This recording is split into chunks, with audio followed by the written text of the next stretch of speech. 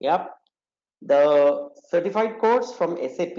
Glad that you have taken it as a choice. In fact, to be honest, I think I have talked to quite a few of you during the sourcing drive. Yeah. And I remember some of you had a couple of queries, and the career counselors, put me to you guys, and I was able to talk to you, right? And I think we were able to clarify your queries so as to enable you to take a decision to step into this course. Yeah. So guys, first of all, it's not just a course, it's a pro degree. Pro is for professional, degree is for degree. It's a professional degree spanning about a little more than 4 months, in which we have SAP as our technology partner. We're going to run through the length of this pro degree, which has various different modules. Yeah, each module has a certain value about itself. Each module enables you to perform a role in today's market. Yeah. Now, whether it is an IT company, whether it's a product company, that we will see later. Okay. So depending on each one of your profiles, we can, help you to spruce up your CV credentials, your learnings, your market readiness, and your ability to face interviews, depending on the fact that which role you would like to choose, because that role has a compatibility with your existing experience. But that's something which we will do later. For now, we will just focus on multiple key knowledge areas for different modules in order to learn them. We will have basically a presentation, from my side, and I'll just give you an introduction about myself maybe in a minute. So I'll be able to showcase these screens, discuss with you, present you the entire certified curriculum of module 1, business analysis, module 2, agile and scrum master, module 3, project management. Okay, plus there's a deep dive module on SAP as an ERP. Yeah. So, and for that we don't have much of probably presentations, but we have a lot of fantastic videos which SAP has designed for us.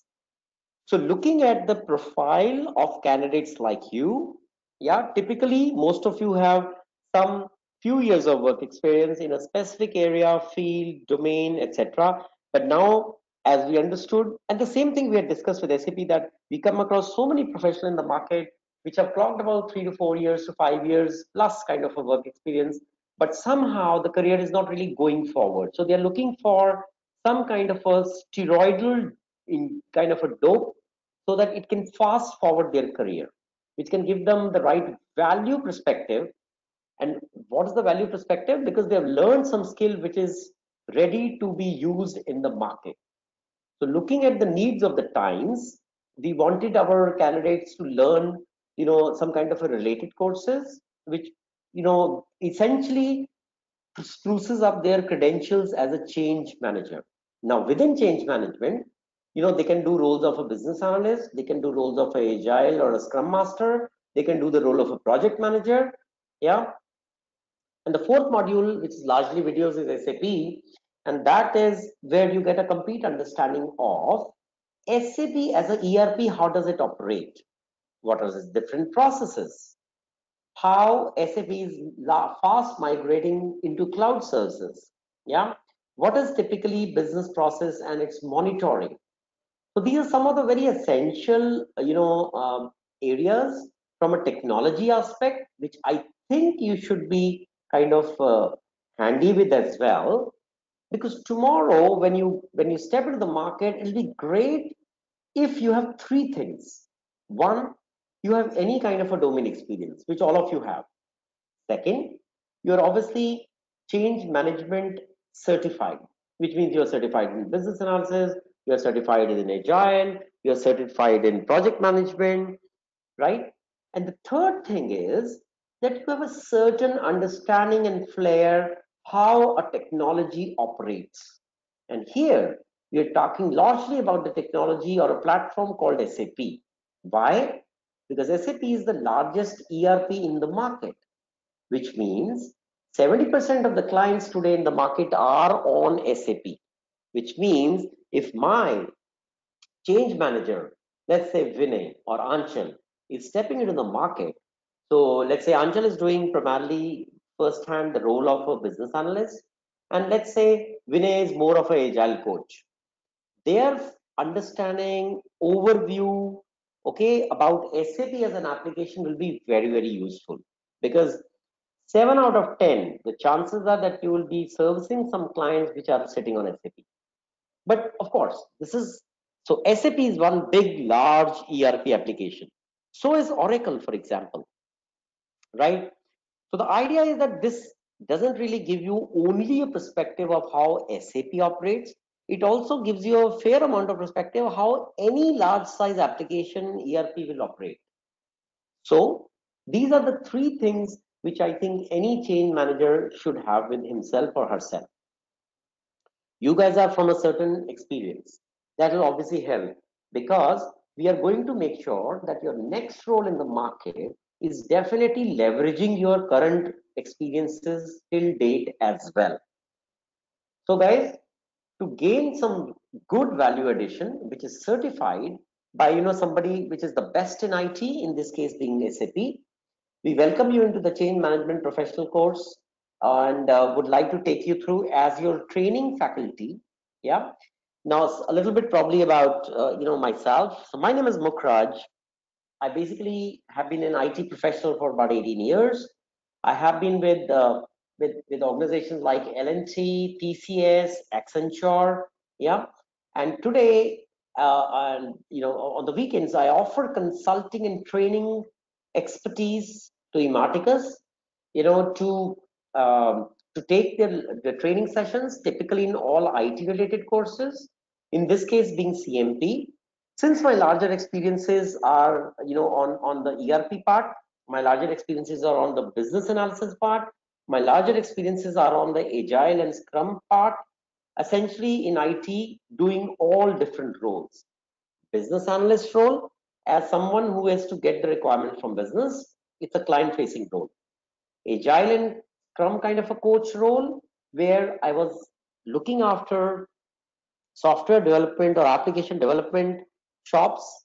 Yeah, where I had teams of people who were either functional specification writers, programmers, testers, etc. And then while I was having these SME experiences, I graduated into the role of project manager, later into a program manager, etc. as well. Yeah. So this is basically what I wanted to tell you about myself. I am been in training as well for last almost 5 years.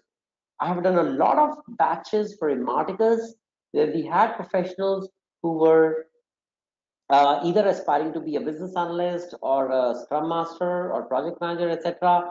And anyways, we entered into a collaboration with SAP, and they, certified our curriculum. They helped us to design the curriculum. They helped us to design all the videos, and they remain as, our mentor and guide for all the students who are joining us, all the professionals who are joining us to qualify into this pro degree course. Yep. Are we good, guys? Are we okay? Are you feeling comfortable here around here?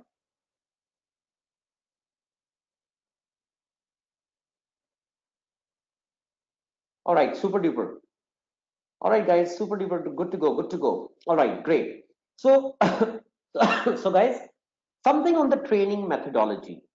While you see these screens where we have ample amount of things to discuss, because these things are basically originated from the various modules curriculum.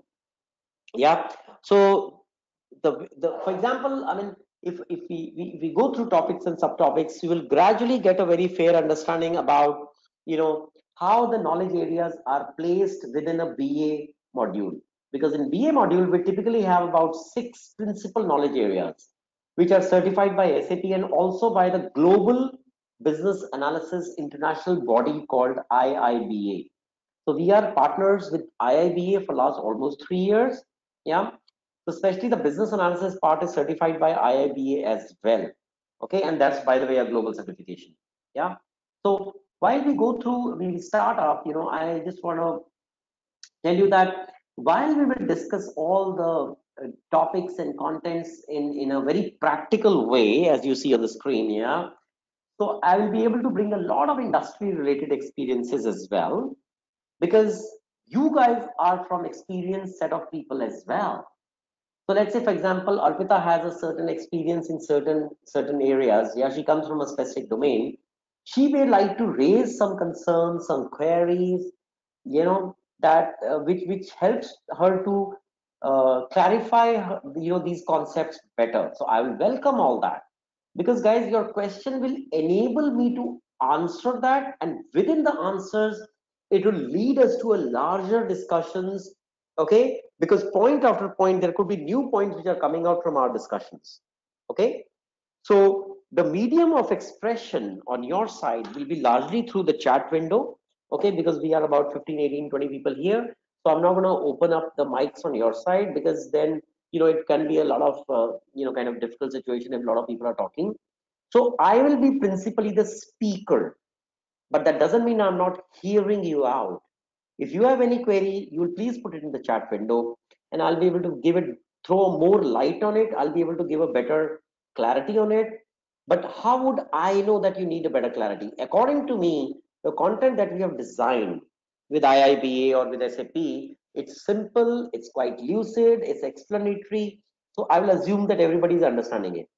But I will welcome your proactive queries, which can help me to explain things in greater detail. And obviously, let's say if Arpita asks me a query and I answer that, obviously the entire group gets benefited, right? So in short, interactiveness is most welcome. Essentially, in any case, that's the fundamental benchmark of any pro degree, that where candidates are, they ask a lot of good questions. The success of that batch has always been better than any other batch. Okay, so since we are going to be certified by SAP, but that doesn't mean, guys, that the things are going to be served to you on a platter. It means that you need to step up, you need to clear your understandings of each knowledge area in the next 4 months on weekends. Okay, so that when I reach the market readiness session, which are nothing but interview preparations, okay, for various kind of different areas, that time at least your knowledge ability to on all these knowledge areas that we're going to study in different modules should be very good. This means that you should be clear that how project manager contains the risks, how a project manager ensures that the scope doesn't go beyond what is there in the contract, how a project manager keeps the costs and the scheduled timelines of delivery of a project in order, how a business analyst gets the right requirement from business because he or she uses an appropriate technique and a tool to get those business requirements, how a business analyst is able to do a analysis on the entire enterprise of the client's companies, how he or she builds a business case, how they drive discussions, and how they contain the expectation of the stakeholders, how they are able to write a detailed deliverable called business requirement document. Okay, so what I'm trying to say is that when I'm reaching the interview preps 4 months from now, I want all you to be very, very clear that how you may be like to answer a particular question if it is pointing to a direction either in the agile way or a business analysis way or project management way.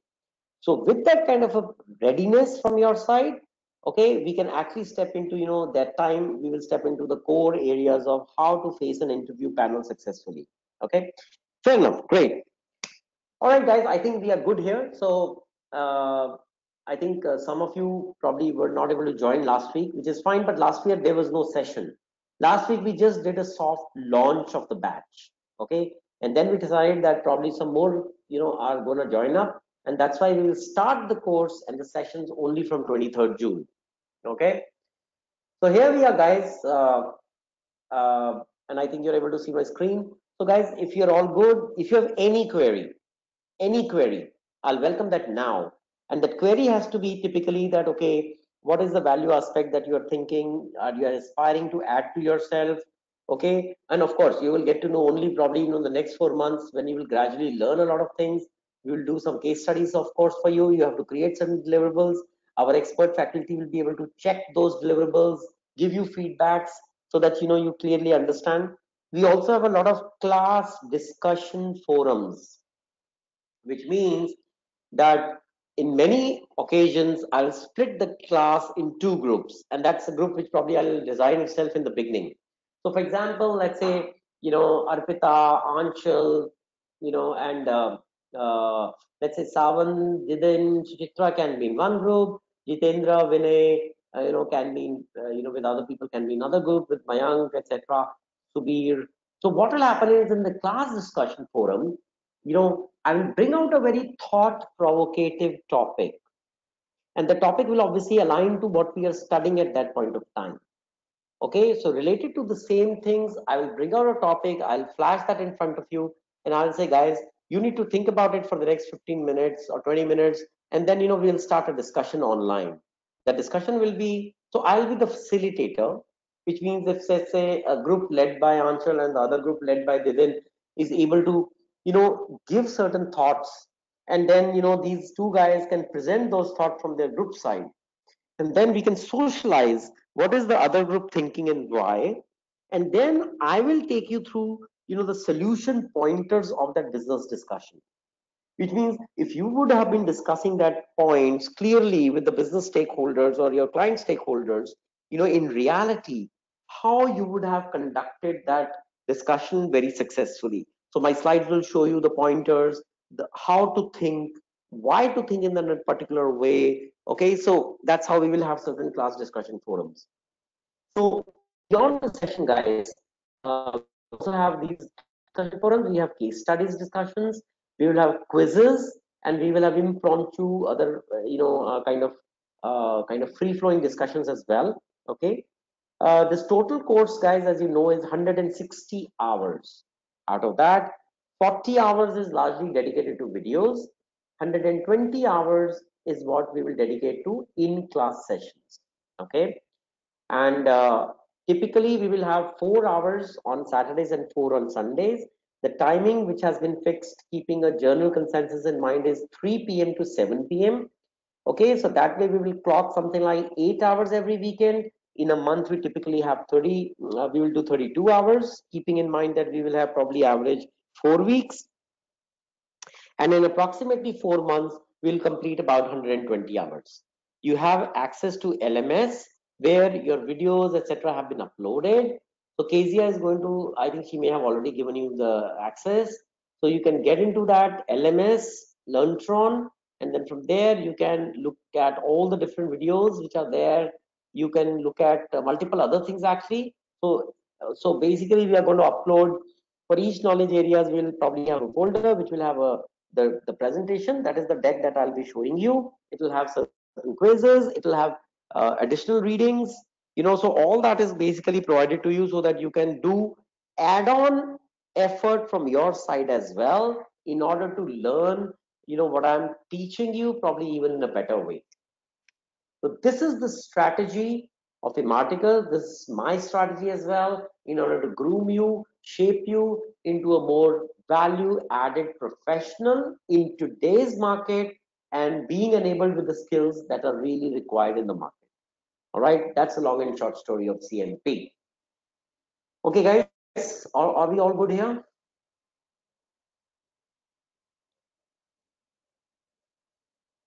All right. So you know the magic formula, right? Any questions, just pop up in the chat window. Any point of time. I'm good with all of that. Yeah. Okay, guys, one more thing. It's going to be a 4 hour session. So what we'll do is that we'll do first 1.5 hours. We'll take a short break of 15 minutes. Then we'll do another 1.5 hours. We'll take a short break of 10 to 12 minutes. And then we'll do the rest of maybe 1 hour. This is principally how we will go forward. Yeah. After 3 years of training online, we have realized that probably this is the right mix of, session and breaks and discussions, which leads to an overall journal good productivity within any batch. Yeah. Okay, great. Okay, guys, so I welcome you into the first module, which is business and analyst. Yeah, certified professional business analysis course begin today for you.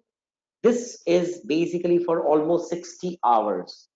So out of 120 hours, 50% of the course is with business analysis. A very deep, very vast, and very interesting thing to learn. And honestly, all of you are anyways going to learn it very well for the simple reason that all of you come from a specific domain. Some of you are from IT domain, some of you are from supply chain, some of you are from finance, some of you are from banking, some of you are from telecom, somebody is from network, somebody is from customer relationship management, somebody is from pure product sales and servicing selling, somebody of you is from e-commerce. So all of you guys, please understand, first and foremost, belong to a specific domain. Yeah. So now what's a domain? Supply chain, for example, is a domain. And what is supply chain? Supply chain consists of, the dispatching of, example, the goods from the plants to the warehouses. From the warehouses, they are stocked, stored in the warehouse, from where then they are dispatched to the customers. Okay. So what does that involve? It involves a couple of processes. One, when the plant has, finished the goods, that's called a dispatch from the plant and receiving into the warehouse. Warehouse receives the product, okay, any product, and then they store it, stack it in the warehouses. Yeah. So that storing, stacking is called the warehousing process. Then let's say the sales professionals who attend to the customers, they bring in the sales orders, right? Warehouse dispatches those quantities to the customers. That is basically called dispatching and goods issue. So what I'm trying to say is, for all those supply chain or sales professionals sitting in the audience today, I'm just giving a small example to say that this is how basically a process moves. So domain is what? Domain is nothing but a combination of multiple processes, which a business user does every day. Okay. So if I talk about the simple example where, let's say we are all working for a sales kind of a company. Let's pick up a company. Let's call it, let's say Hindustan Levers, or let's call it Procter and Gamble, right? So let's say Hindustan Levers is into oils, edible things. They are into toothpaste, tooth powders, blah blah blah. Now we work for this company, right? And let's say we have one role there. Now if you look around in Hindustan Levers, a lot of people there in the company are business users, which means that they use a certain process to make a certain transaction, right? And there are hundreds of people like that.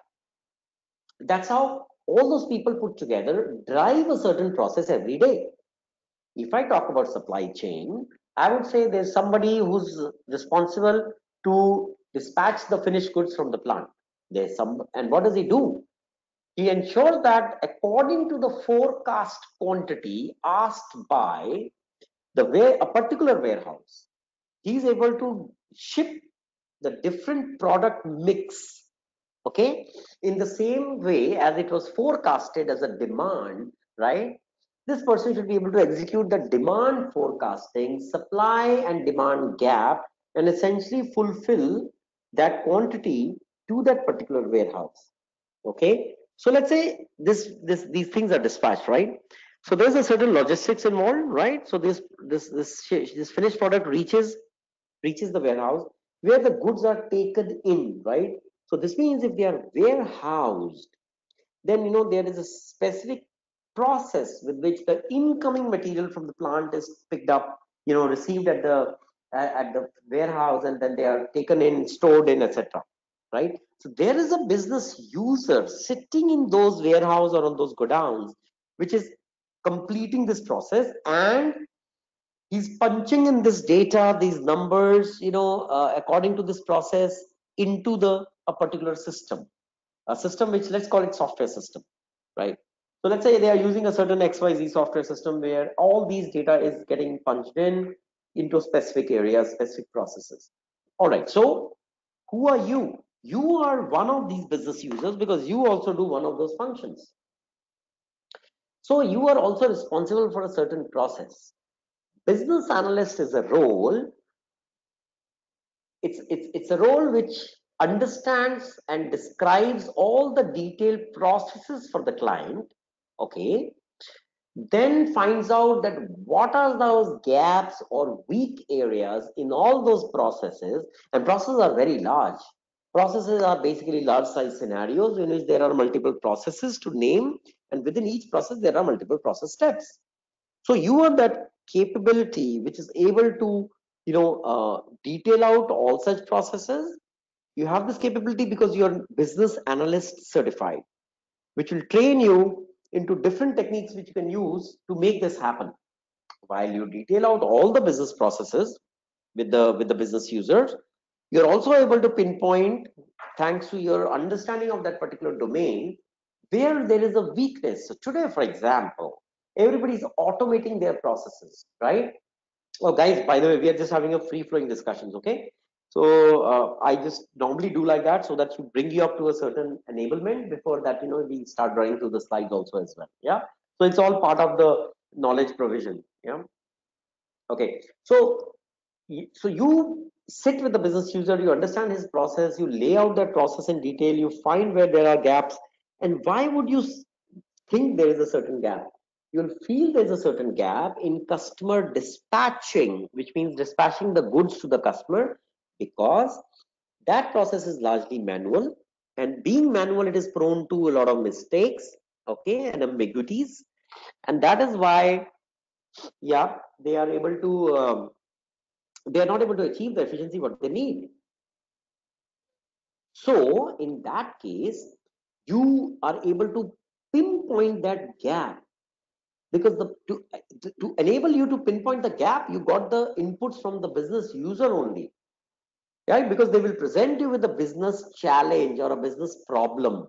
That business problem is going to be that our efficiency index for dispatches towards your customers is not more than 50-60%. This means what? This means that if you receive a confirmed order from the customer on 18th of June, yeah, and if we have promised them to dispatch the same day, typically that same day dispatching is not more than probably 40%, which means 60% of the customers don't get the material on the same day they place the order. Now, you told the customers that you'll be able to give them the dispatches on the same day because you know that your company has a capability in terms of resources, in terms of availability of the stocks, in terms of having the right processes, their configuration in the system also. So you have an up and running software system, right? If you're still not able to dispatch to more than 40% of the people, this means your performance efficiency index for that particular process is less than about 50% or 40%. Yeah. So that's like a business problem statement. Just to acclimatize you, this is how the business problems are, told to the business analyst. And then business analyst, thanks to his or her expertise, is able to make out what is the core area of challenge, why is that challenge, and then he brings all the stakeholders together. Okay, and then typically we do a detailing of the process, we show them where there is a weakness and why, and to fulfill that weakness, we devise a certain solution. This is called gap fulfillment. So once we are able to devise a certain, high level solution, we are able to run the client through that. If they feel that this could be a good, solution perspective, they give it a approval. And that way, I would say the business analyst has secured his objective of qualifying and approved business requirements from the business users. Yeah. And that is what then you bring forward. Typically, BA is always assisted by an IT team. An IT team, because frankly, guys, most of the business related issues are there on the process side of the client, but obviously they also reflect the system in an incorrect way. So let's say today, if the sales orders and dispatchings, etc., are punched into the client systems, right? But since a delivery is, a delivery point, the software is not updated with the duly accomplished deliveries for that day. All right. So this means that there's a certain lag in the system. Yeah. Okay. So then these requirements which are brought out by the business analyst are either, mostly they mean that, we need to make a change in the system. So there's a software change, there's a code change, and all that things, are typically done by your IT teams, because your IT team will have that rules. They will have specification writer, they will have design architects, they will have technical architects, they'll have programming people, testing people, etc. So who will actually build the detail level solution in the system itself, which will be tested and deployed back. And then the business users will be told, hey guys, for all the business requirements that we discussed, 3 months before, all of them have now been converted into functionalities and deployed in your system. So today, why don't you open up your screen 1, screen 2, screen 3 on your system? It will tell you how step by step now the process has been configured. So as a business user, you will get screen 1, that is for punching the order of the customer. Screen 2, which is about converting the order into a delivery. Screen 3, which is converting the delivery into a goods issue note, okay, which will be sent to the warehouse, and hence warehouse guy will be able to pick and pack that quantity, that services, etc., for a particular designated customer. Yeah. So this is basically, the essential meaning or summary of a business analyst. Okay. So now for the next almost 2 months, we are going to learn in detail what is a business analyst, business analyst, what do they do, how do they operate things. All I request you is that you are all professionally experienced people. Please immediately introspect and start looking into your own experiences where you may not have, for example, the hard and fast role of a business analyst, but maybe they did put you in some peripheral, kind of roles in your organizations where you will to gain certain definite experience. Yeah. So common aspiration of the entire group, including me, is to make sure that you learn the concepts of change management very well so that tomorrow you can use them by deploying your new skill set into the market, and hence gain actually, or add a certain guaranteed value proposition to your CV. Okay. So guys, there will be some time when I will show you a slide and I'll expect you to patiently read the slide. Okay, because the slide has a certain messaging.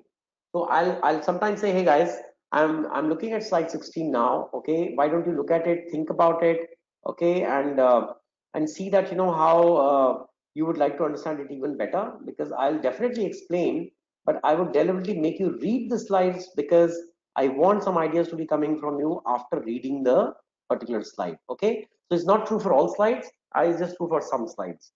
All right. All right, good. So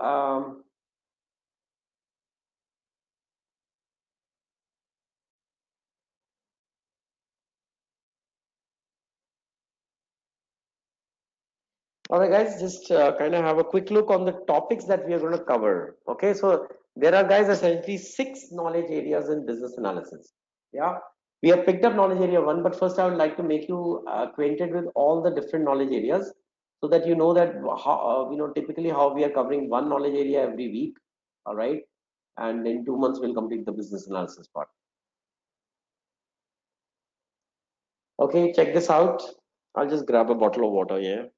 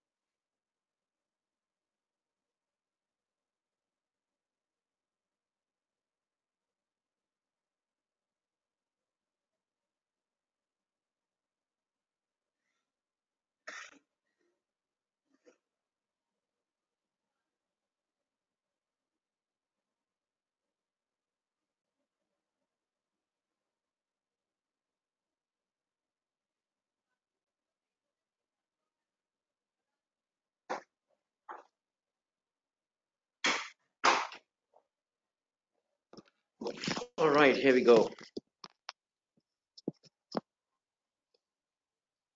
All right, do we have anything here?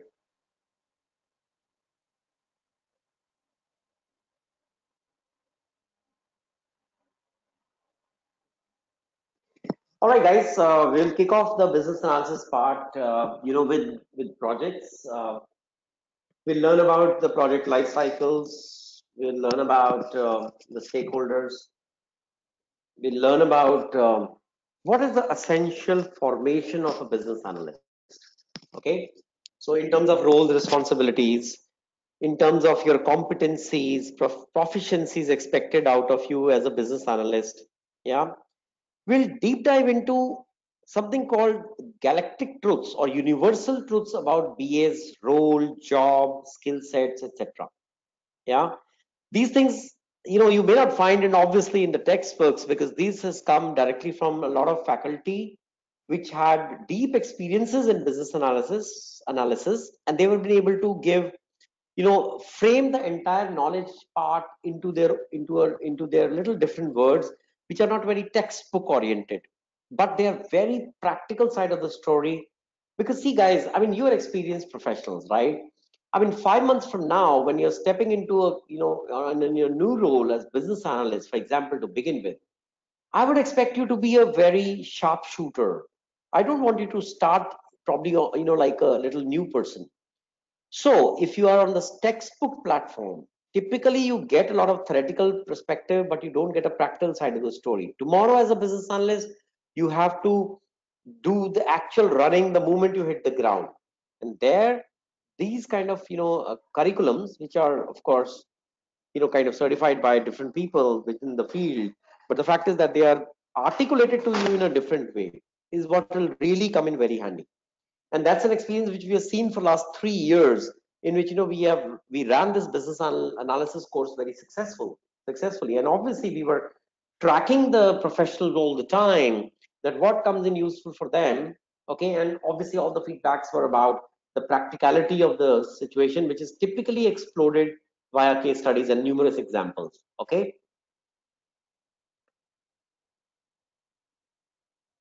Okay, we will also learn about the software development lifecycle, SDLC, because intrinsically, guys, the change manager as a role is pretty much related to IT.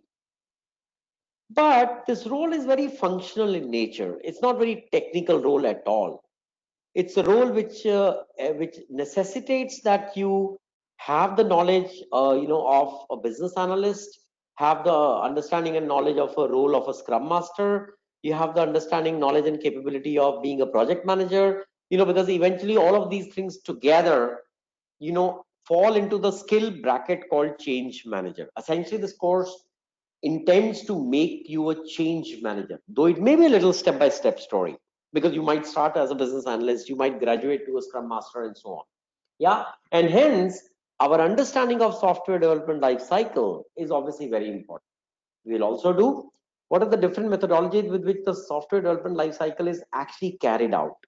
It's the earlier waterfall methodology or a new generation agile methodology, etc. Yep, so we will do all that, and then we'll wind up, the BA's role in governance. So guys, I don't have a target to finish, a complete deck in the stipulated time, because I believe more in discussions and open, free flowing discussions, okay, based on your queries as well. So what we do is that we don't keep a target. Whatever we are able to finish today by the 7 p.m., that's fine. Otherwise, we'll start tomorrow from where we left today. It's okay, we might take probably a session extra, but that doesn't matter, because at least the understanding of the batch throughout the course duration will be very, very good. Yeah.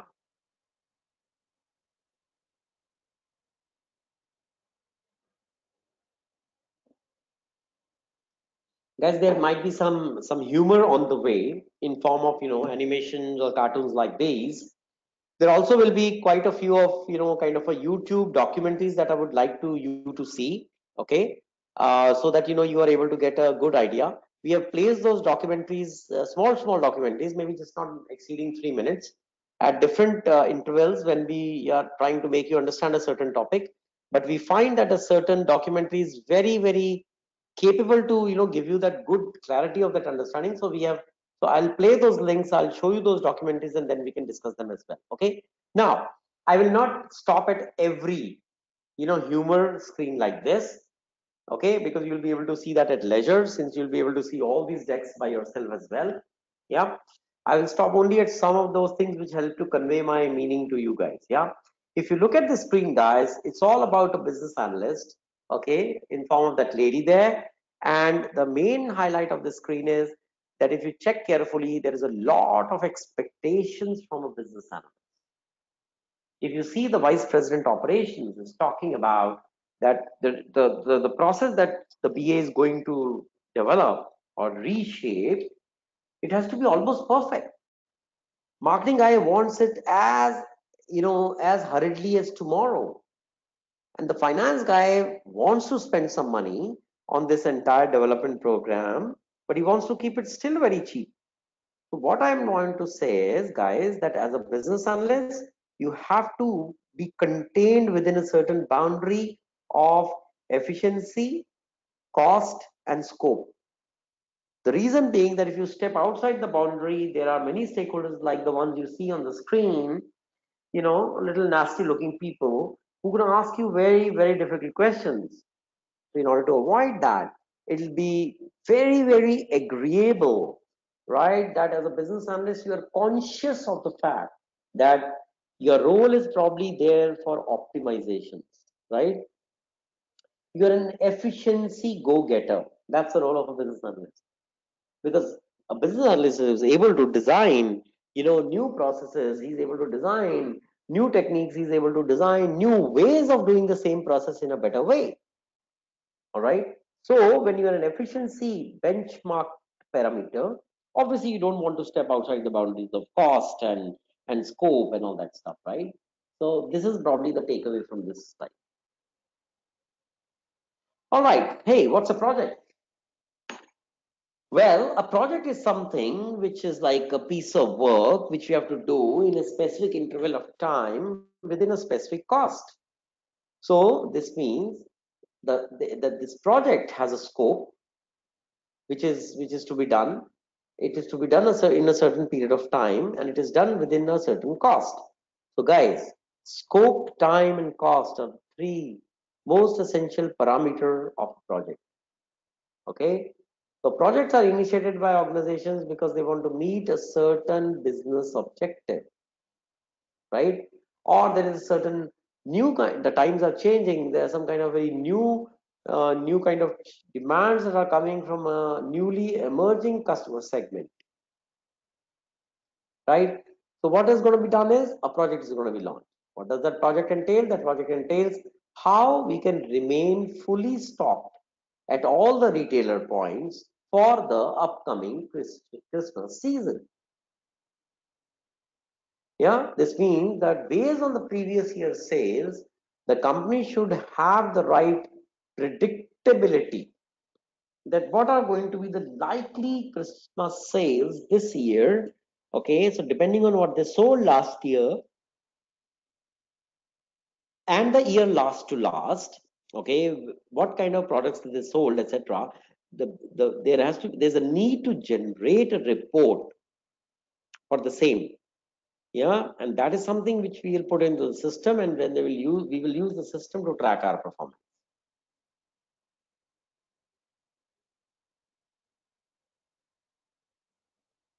Okay.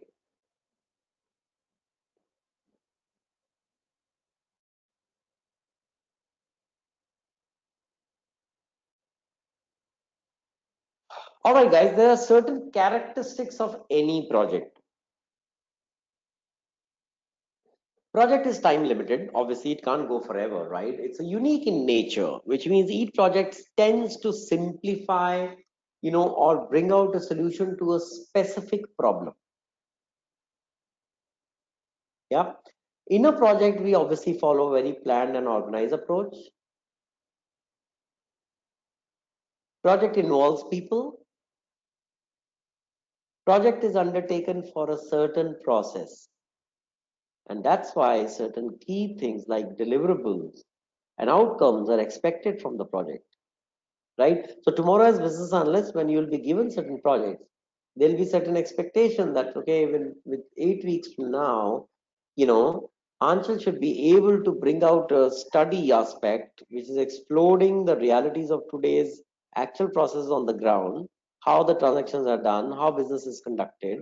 Okay, and then maybe we can sit after dinner and then look at this book. It tells us, that how things are likely to be conducted in a project.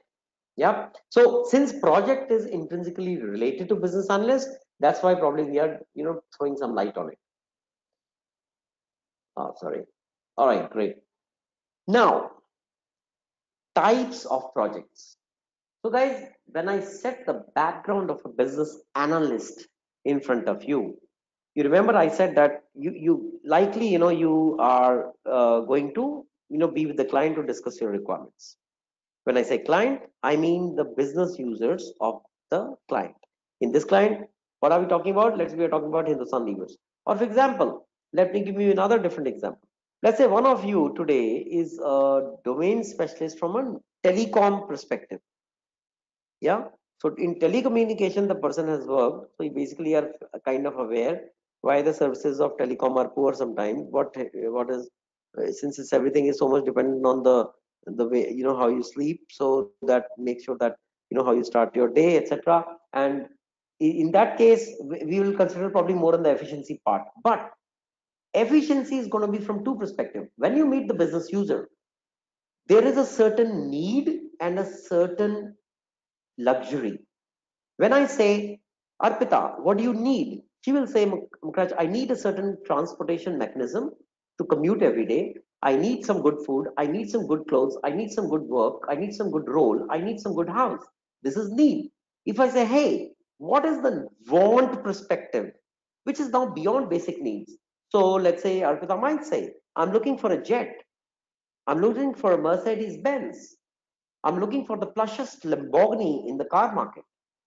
Similarly, guys, for business users, when you face them as a business analyst, they have something called a need, which is called non-discretionary.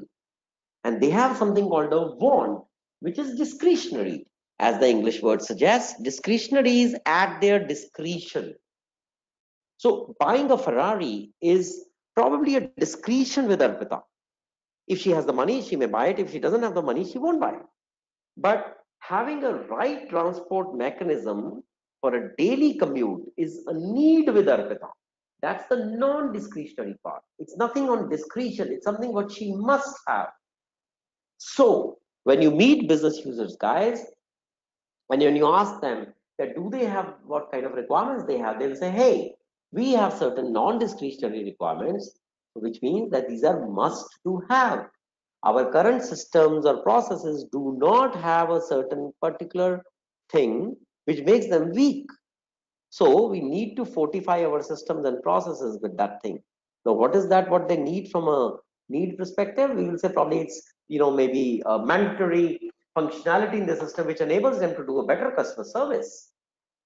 A mandatory functionality of the system which runs their customers' invoices faster. This means that they are able to send the invoice to the customer quicker, right? And then they can get the money realization also faster. Makes the whole value chain very, very efficient. So there are certain things which a business users can't afford not to have. That's called non-discretionary. So the business requirements which you will get from them, some of the business requirements will be at a very core and fundamental level. We'll call them non-discretionary. They don't have a choice. They have to get solutions for those problems from you. And why they will bring first the non-discretionary or mandatory requirements to you? Because either it's something which has needs to have a compliance, right? So for example, let's say RBI, 7 years back, let's say RBI said all banks attention. If let's say Nitin is coming into the bank to deposit money more than 50,000, he or she will need the PAN card, right? So PAN number to be punched into the screen of the bank if you deposit anything more than 50,000 became a law. It became a mandate. Prior to that, the bank screens did not have that field called PAN number. So this was like a change which the business wanted in their process because it's dictated by RBI. I'm more than certain when the business analysts went to such banks, let's say 7, 8 years back, when this enforcement came in, this was probably one of the non-discretionary requirement that, hey, today our user interface in the bank desktops, right? They don't give us a screen which has something called PAN number field. So we can't punch it, but now we need to punch it, otherwise we can't take the cash of the customer for deposits if it is exceeding 50,000. So guys, that's a brilliant example of a mandatory change. Let's call this change a requirement. So this was a requirement from the bank people, okay, to a business analyst to make sure that their systems do have that screen now in which the account opening or somebody who dispenses cash, etc., who's nothing but a business user, is able to punch in the PAN number of any client or customer who comes in to deposit money more than 50,000. So that is called the motivation for non-discretionary is compliance to a certain law or a litigation or a audit or a safety. So let's say when the business guys do risk analysis, they identify that in order to make sure that that risk doesn't happen, they devise certain mitigation plans. Now that mitigation plan is something which is to be done afresh in the system, which means that it needs a certain change of a process, which means it needs a certain change on the system side. So some IT team has to log in into the system, okay, create a change request and go inside to change the configuration and coding, because now the bank wants that new field to be displayed on the screen. All right. And discretionary, guys, is where you have a choice. And honestly, if the business users have the funding, they are able to give you discretionary requirements as well. If they don't have it, they won't do that. But the fact is that if they are spending money on non-discretionary requirements, then they'll expect some return on investments on the same. So on non-discretionary side, they may not expect a return of investment. On discretionary side, they will expect a return on investments because they have invested in that change management, right? They will expect, the business analyst to build a business case to show them that that kind of a change, which they are, obviously investing the money and effort on, how it will result into a business benefit to them.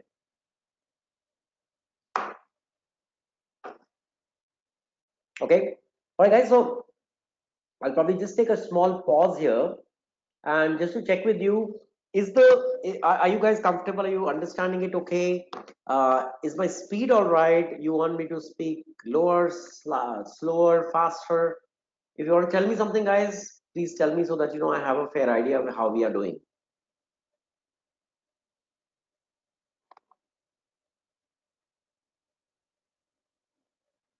All right.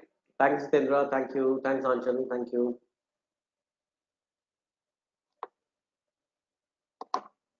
Okay, that's good. All right, guys. I think we are aligned. We are doing well. So let's continue this way. Yeah.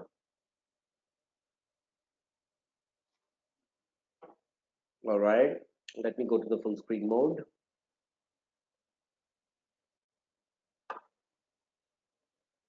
So guys, I may like to just refresh with you often, yeah.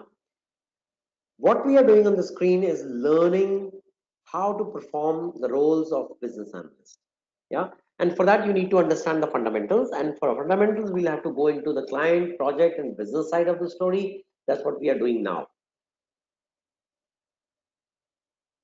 But keep it in mind that this is one module called business analyst. There are other two modules because eventually our aim is to create a change manager professional out of you. It's all right. Many of you may not start, start your working, after this certification or as a change manager. But the fact is that you should understand that because eventually your role is to grow into a change manager opportunity. Yeah.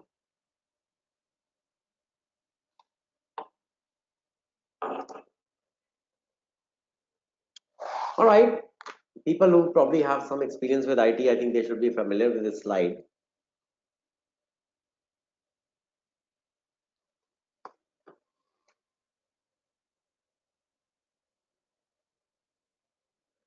So we just talked about projects. Okay. So I said, hey, the client is undergoing a large transformation exercise. Okay. What do they want to do? They want to change the current stack of applications. All right. Why is that? Because those applications are not efficient enough. Fair enough. They also want to migrate some data out and they want to bring in some new data in. Why is that? Because you know what, they change their products, services, they change their prices, they offer some different discounts. So you know what, everything on that side is undergoing a change. So what is that everything? Their customer database, their sales processes, their invoice processes, their change discounts. So obviously pricing is going to change, discounting is going to change, etc., etc. So that is also a change, right? Then you will say, you know what, the client is today now ready to target some new customer segments. Okay, why is that? Because from the existing customer service, existing customer segments, it's becoming more difficult to service them. So that way, our gross margins are going down because the overhead and expenses are more than ever before. All right, so we want to shift to some new customer segments which are not so challenging to service, right? That's also a change.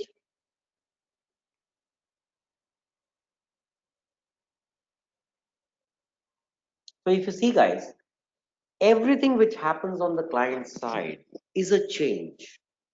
It could be business centric change, it could be IT related change, it could be people related change.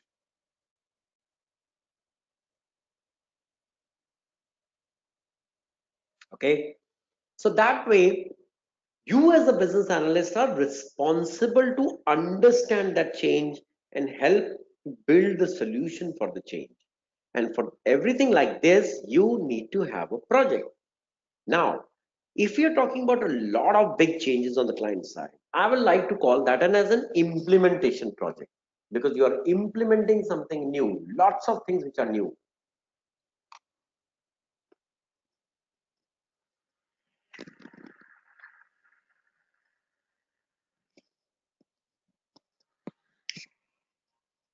Now, assume on a scale of 10, you're having 7 things which are changing. I'll say, oh, goodness me, that's like a large changes. Yeah. Hey, put it into the implementation category. Then let's say on a scale of 10, you have probably 4 to 5 things which are changing. Okay, you'll say, you know what, it's not like a transformation exercise, it's like enhancements we want to do. On, let's say, sales process, we want to make an enhancement. On customer service, we want to make an enhancement because we are changing the tool through which we front end with our clients, and that's our CRM tool. You know what, we want to change that. I'll say, okay, fine, it's more like an enhancement project. There are multiple things to be changed, few things to be changed, not too bad. That's, guys, enhancement for you.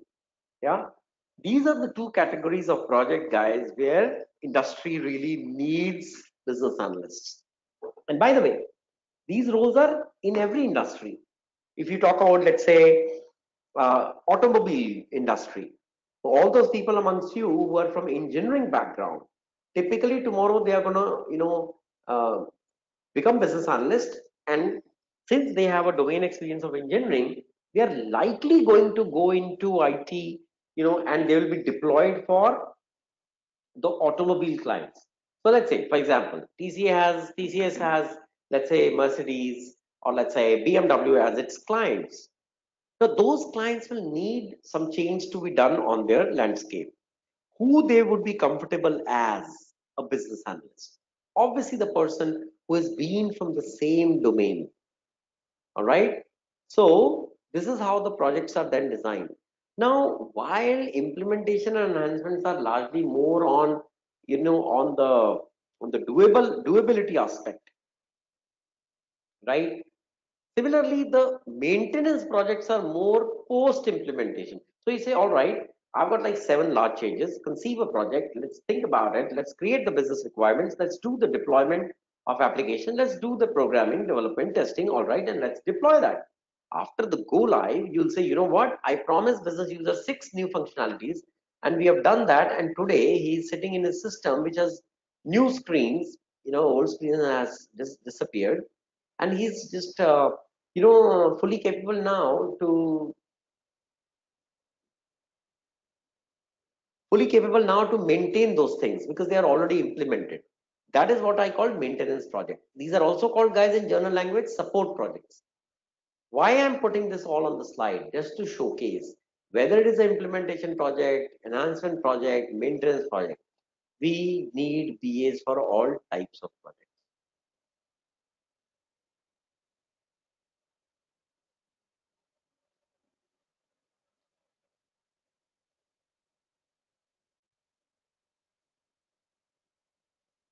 Let's say today in this batch there are few people who are from IT, or you have friends or colleagues who work in IT.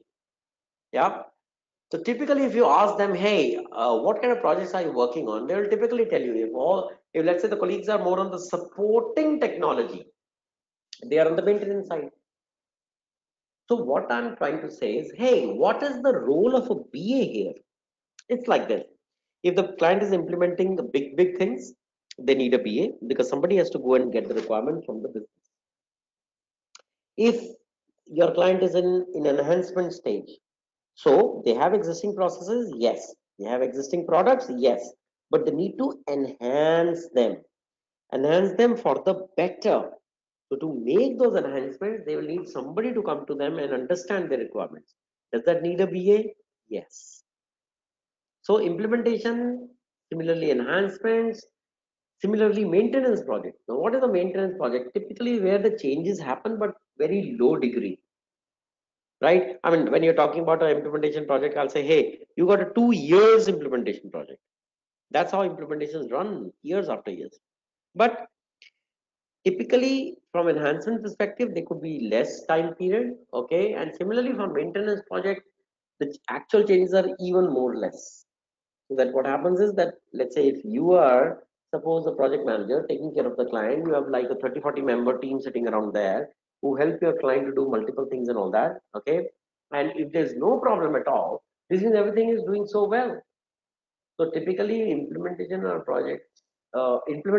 enhancement projects are where you have to dig deeper to find requirements. Maintenance project, you don't have to dig deeper because these are essentially support projects where there could be changes, but honestly minor in nature. And then there are something called only testing projects, where typically we may not need a BA.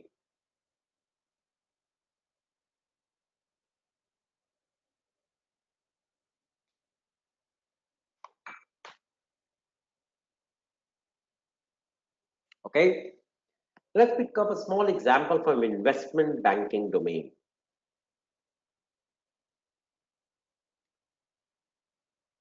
So we will start from the downward quadrant, which is called process improvement projects. This is because, guys, it's becoming extremely common for organizations to look inwards, to look at their processes, to look at their improvements which they can do. Because to be honest with you, if I have visited, let's say, 100 clients in my lifetime, I've seen that every client at any point of time is up and ready to identify, where they can do process improvements and hence achieve the 5% productivity, which otherwise they are losing in every single business day.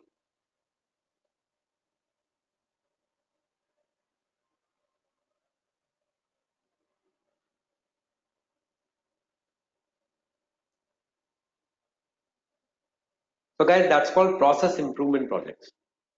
Then you remember we did some implementation project, right? But where did you do that? Hey, I did that from India. Okay, who was that for? Hey, it was for ICICI. They have like 1500 branches in India, and they wanted some major design change in their account opening process. I was the BA. I understood the requirements and put it out. IT team was able to develop that into the system, and guys, we are good to go. Okay, great. So that was an implementation project in India. Okay, but hey, Tell me something. ICICI has branches in China as well. What happened to that? Oh, you know what? For business, from because of the hostile language problem, we didn't really go there and made the change. Okay, no problem. But the fact is that the business user in China is getting impatient because the rightful requirements which must be taken from them, they haven't been done. And honestly, in China, there are so many other regulatory practices. So banks have to operate in any way a different way. So if you're able to, let's say, do those certain changes for ICICI in India, when you will do the same changes for China branches, but obviously, guys, it has to care for the local customization which must go in with that change, right? Because business process and transactions in China, are done in a local way. That is what I call business rollout projects. So I'm just making you familiar with the terminologies. So one is implementation project, that's for a particular global template. And then you say, hey, I need to input the same solution in a different geography, for example. I will call it more of a rollout thing. So I'll say, okay, you implemented those changes in for India. That's great. Now please roll out the same functionalities into the Chinese banking practices. All right. So that's how it is. All right. And then, so all I'm saying is, guys, all of these projects will need a business analyst.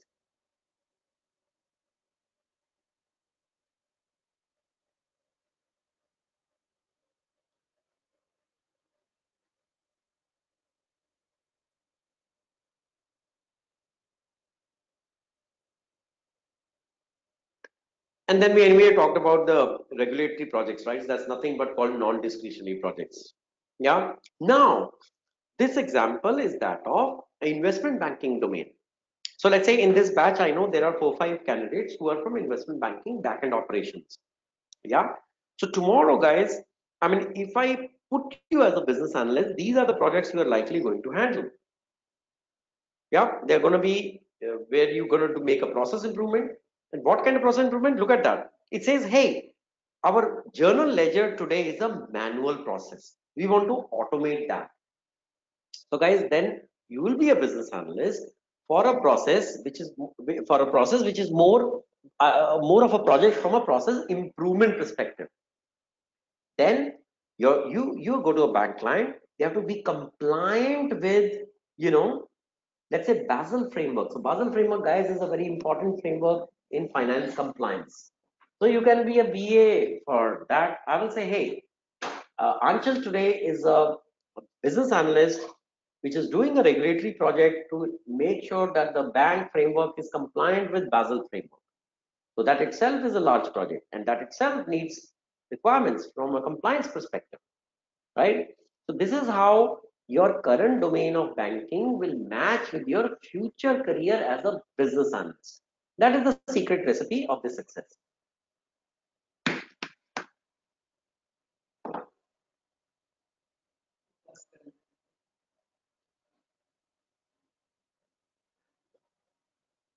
All right. Okay. Good till now. Good till now. Good till now. All right. Hey, Mayank has a question. Okay. Excellent. So Mayank says we don't need to be we don't need BA in enhancement and testing project. So Mayank, good question. You need a BA in enhancement. Why? Because you're enhancing a particular process. What does that mean? It means you need to upgrade the process to something which gives you a better efficiency. Don't you think it will need a certain new requirement? It will, because you want to upgrade that. Why? There's a reason, and that reason is your business requirement. Since you need to dig that out, I will need Mayank as a business analyst for that project.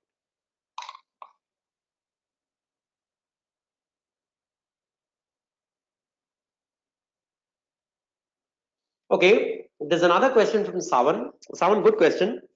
Are we saying testing be included as part of BA activity? So first and foremost, the answer is yes and no. When I said testing projects, it doesn't really need a BA. Yeah, because you have certain existing business functionalities, they are configured in system. Okay, you just need to test it out. So you will do multiple kinds of testers will do multiple kind of testing. They are called functional testing, business process testing, domain testing, stress testing, regression testing, etc., etc. Yeah. So typically, Savan, BAs don't do testing.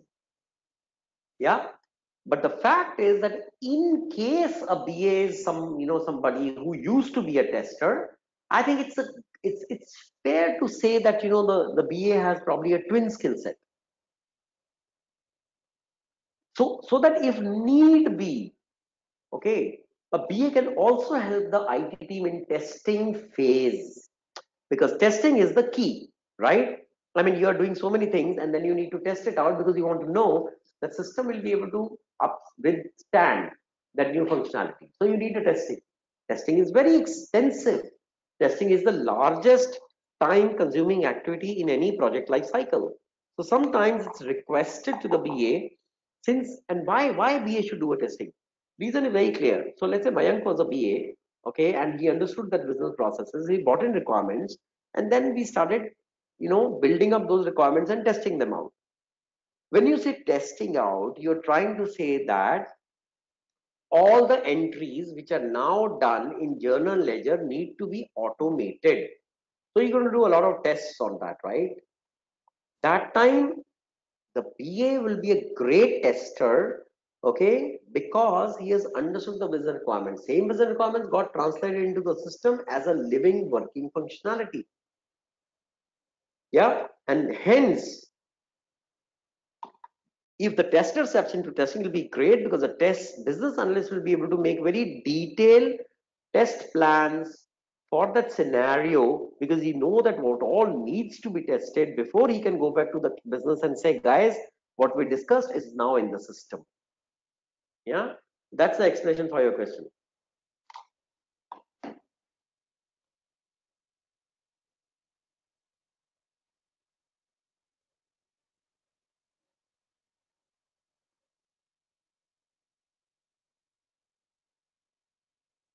I think I have one more question from Chititra. So Ms. Thangarajan says, why do we need BA in the rollout projects? As it is just replicating the project, okay, different location. Chitra, if the world would have been so easy, trust me, you wouldn't need to gain this additional skill set as a business analyst. But a very good question. Even though it is replication, Chitra, but remember, when we were replicating the global template into our ICICI China branches, we don't need to forget at all that the Chinese way of banking practices is obviously different from India, right? So when ICICI opened the branches there for Indian customers, the fact is that the template from a process perspective will remain the same. But don't forget that ICICI branches in China have to operate under the Chinese RBI kind of a regulations.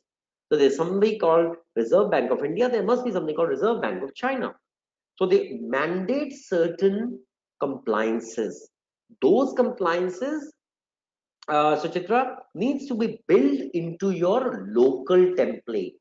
So even though you will replicate the business process which you did for the global part, you will insert additional requirements in it, because you will need to insert that from a localization perspective. And to build those local requirements as understood from the local SMEs in the local system within the local compliance networks is something why I will need a business analyst. Yeah, absolutely right, Mayank. So rules, regulations, compliances, protocols, there could be so much which is different, and there will be. And so, Suchitra, the idea here is, which as a good point you brought it up, that as business analysts, we need to be sensitive about the localizations, so that you are able to give the best customer satisfaction to the local business users, which in this case are your, your branch guys who are operating out of the Chinese branches.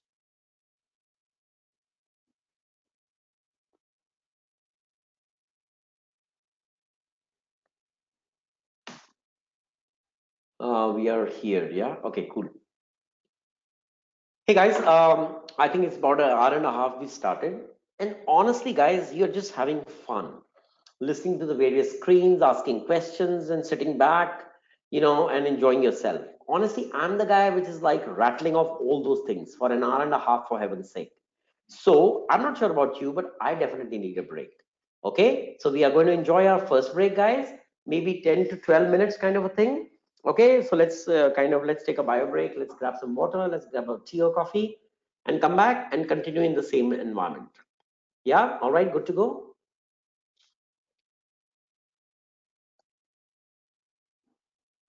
Okay, super. Yeah, now I see like an exclamatory speed, extraordinary speed of 7 responses or 8 responses. Like, yes, yes, yes. All right, guys, we all love breaks. Good to go. All right. So I'm just putting on mute for now. See you in about 12 minutes. Yep. Cheers.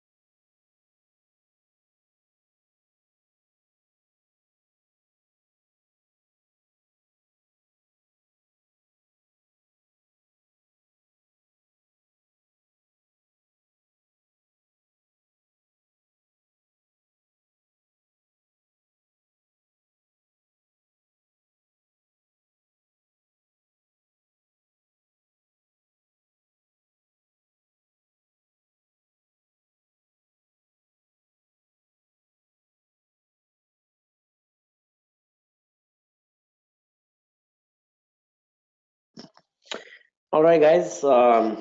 Let's come back. Let's come back. Mm, mm, mm. All right, starting now. All right, guys, assemble back, please. Assemble back, assemble back.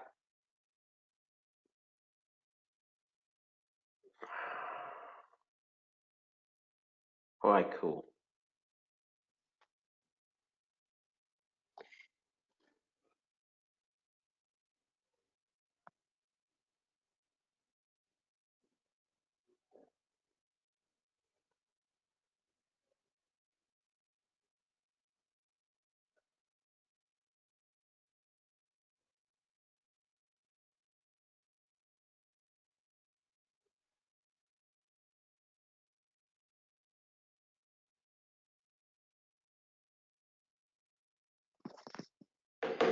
All right, good. So, guys, attention on the slides, please. Let us now start stepping a little bit more into that you're already a business analyst sitting with a client, but there are multiple stakeholders around you. First of all, what are stakeholders? Well, the people you deal with because they have a certain stake in the project. So, which means either these people are involved in the project, number two, they influence the project. Yeah. And then the influence could be positive, it could be negative. So, your stakeholders could be great guys, they could be pretty ugly guys as well. Yeah. All right. So you need to care for them in anyways, right? I mean, this world is full of good and bad people, right? But the fact is that you need to live in this world with good and bad. With good, you're cool, but with the bad, you need to manage things just like that. These people essentially may not be like the bad kind of stakeholders, but since they might be a bit hostile to you, as a business analyst because they don't share the same viewpoint as yours. They may have different viewpoints about changes they want to do in the project, about the way they want to handle business requirement, etc., etc. Yeah. So let's call them, for the sake of discussion, bad stakeholders. All right. But first of all, who are those? One, the overall project manager in your system. All right. He's likely going to be, are likely going to be from belonging to the service provider side or maybe from the client side. There will be business user people who will actually use your business process or system that you will create. Yep.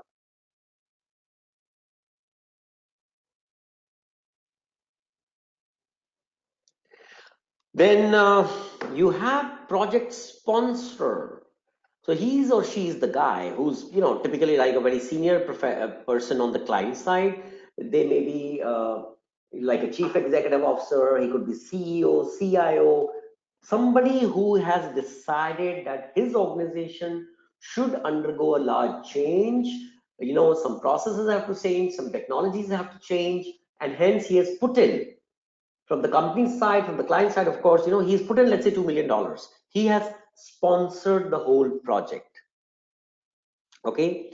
So when I say customer, it's nothing but the client, of course, whom we are talking about, who want you to be a BA on their landscape and then help them to do certain changes, etc. So that's your customer, that's your client, etc. Yeah. Then something called project management office. So to track the whole project in terms of reporting, the progress, the weekly updates, there's something called the PMO, project management office. What do? They publish reports, they publish a kind of progress, they publish challenges, they publish issues, etc., etc., so that everybody in the project is aware that what's going on in the project. Uh, is it going through a rough phase? What kind of support that the project needs from those stakeholders in order to create success from the project? Because see, eventually everybody is bound through a common vision. What's the vision? We need to undertake, this project, okay, and that project will entail a lot of changes. We need to take those changes smoothly through the project so that the company can gain from the change in technology or business process, okay, and drive better efficiency. Fair enough. At least the high level view is pretty clear. Yeah. So within that, bounds, within that a principle that brings all the people together, we are going to perform this project, etc. Okay, good. And then there are influencers, which are, let's say, people who are senior professionals who are from the industry. So let's say you're sitting with a client called Coke, right? So Coca-Cola India is something which wants to undergo something specific changes on the.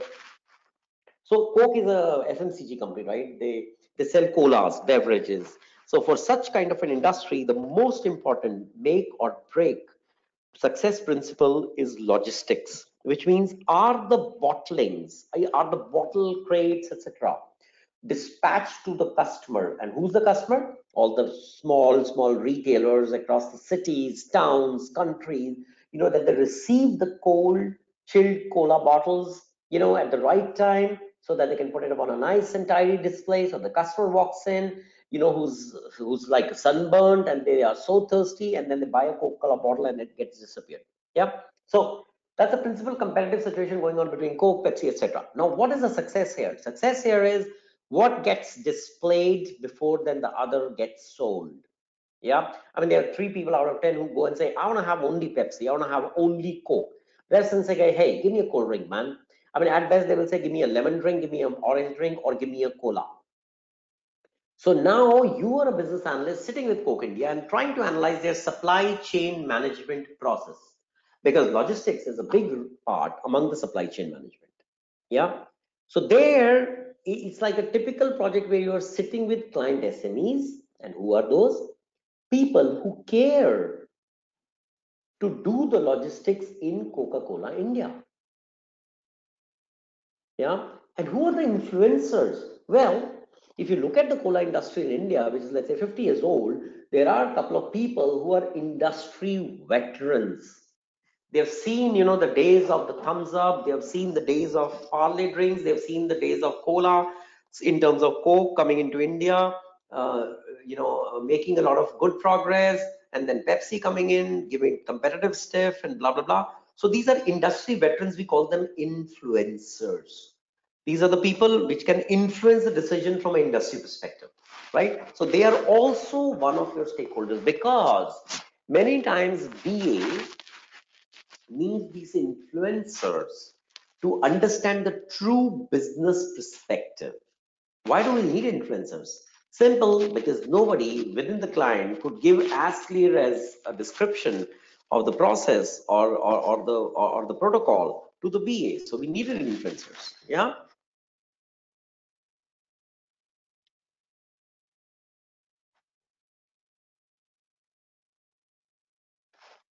Okay, so just a quick description of the different stakeholders and their names. Project manager manages the project. Yeah, customer is your client. Users is somebody who uses the product or services. Typically, guys, we use the word user more from a business user perspective, which means in Coke India, the person who's sitting in the warehouses, who's ensuring or coordinating the dispatching function with the truckers, for example. Yeah, so he's the guy who's using the software, okay, to make those dispatches right, because that person has the all the incoming quantity, which is like which is the quantity of cola bottles which are coming from the plant, the bottling plant, okay, and he's sitting in warehouse, and at the warehouse, we send all the customers' orders to the warehouse. So this guy has the demand from the customers, from the sales force, and this guy has the dispatching quantity in the warehouse, so he's caretaking for the supply part as well. He's sitting on a software and he's using that system or software to make those dispatches. That's the overall process. Yeah. So when I say business user, is the user is somebody who makes use of that particular functionality in a particular software within a particular business process, and now he's the guy who feels the need for a change, because according to him, if we do a statistical analysis, we see that this process is not sufficient to make the dispatches on time, because our dispatch efficiency is probably 63%. So this means we are not able to dispatch almost 37% of the orders on time. There's something wrong. Hence, we need a BA but it's not that the BA goes in there and then just by understanding the process, he'll be able to make the right decision. The BA will need a complete perspective of entire business, products, services, okay, profiling of your customers, segment of your customers, supply chain management entire process, sit with the business users who do this function, okay, and understand from them the typical pain areas which they feel in conducting their everyday business operations. Yeah, so this description and detailing from the business user is of tremendous value to a business analyst, okay, and that's something which is absolutely must. So what I'm trying to say, guys, that within your business stakeholders there could be some people who are may not look so glamorous, but the fact is that true to the ground rule, they will be the ones who will be able to give you the maximum detailed information to make sure that you have the right information in order to make the right analysis and then make a right decision. These people, some of them are also called business users because it's very simple. They do that operation in day-to-day function. So they are the ones which are closest to the ground reality. Yep. Okay, this is fine.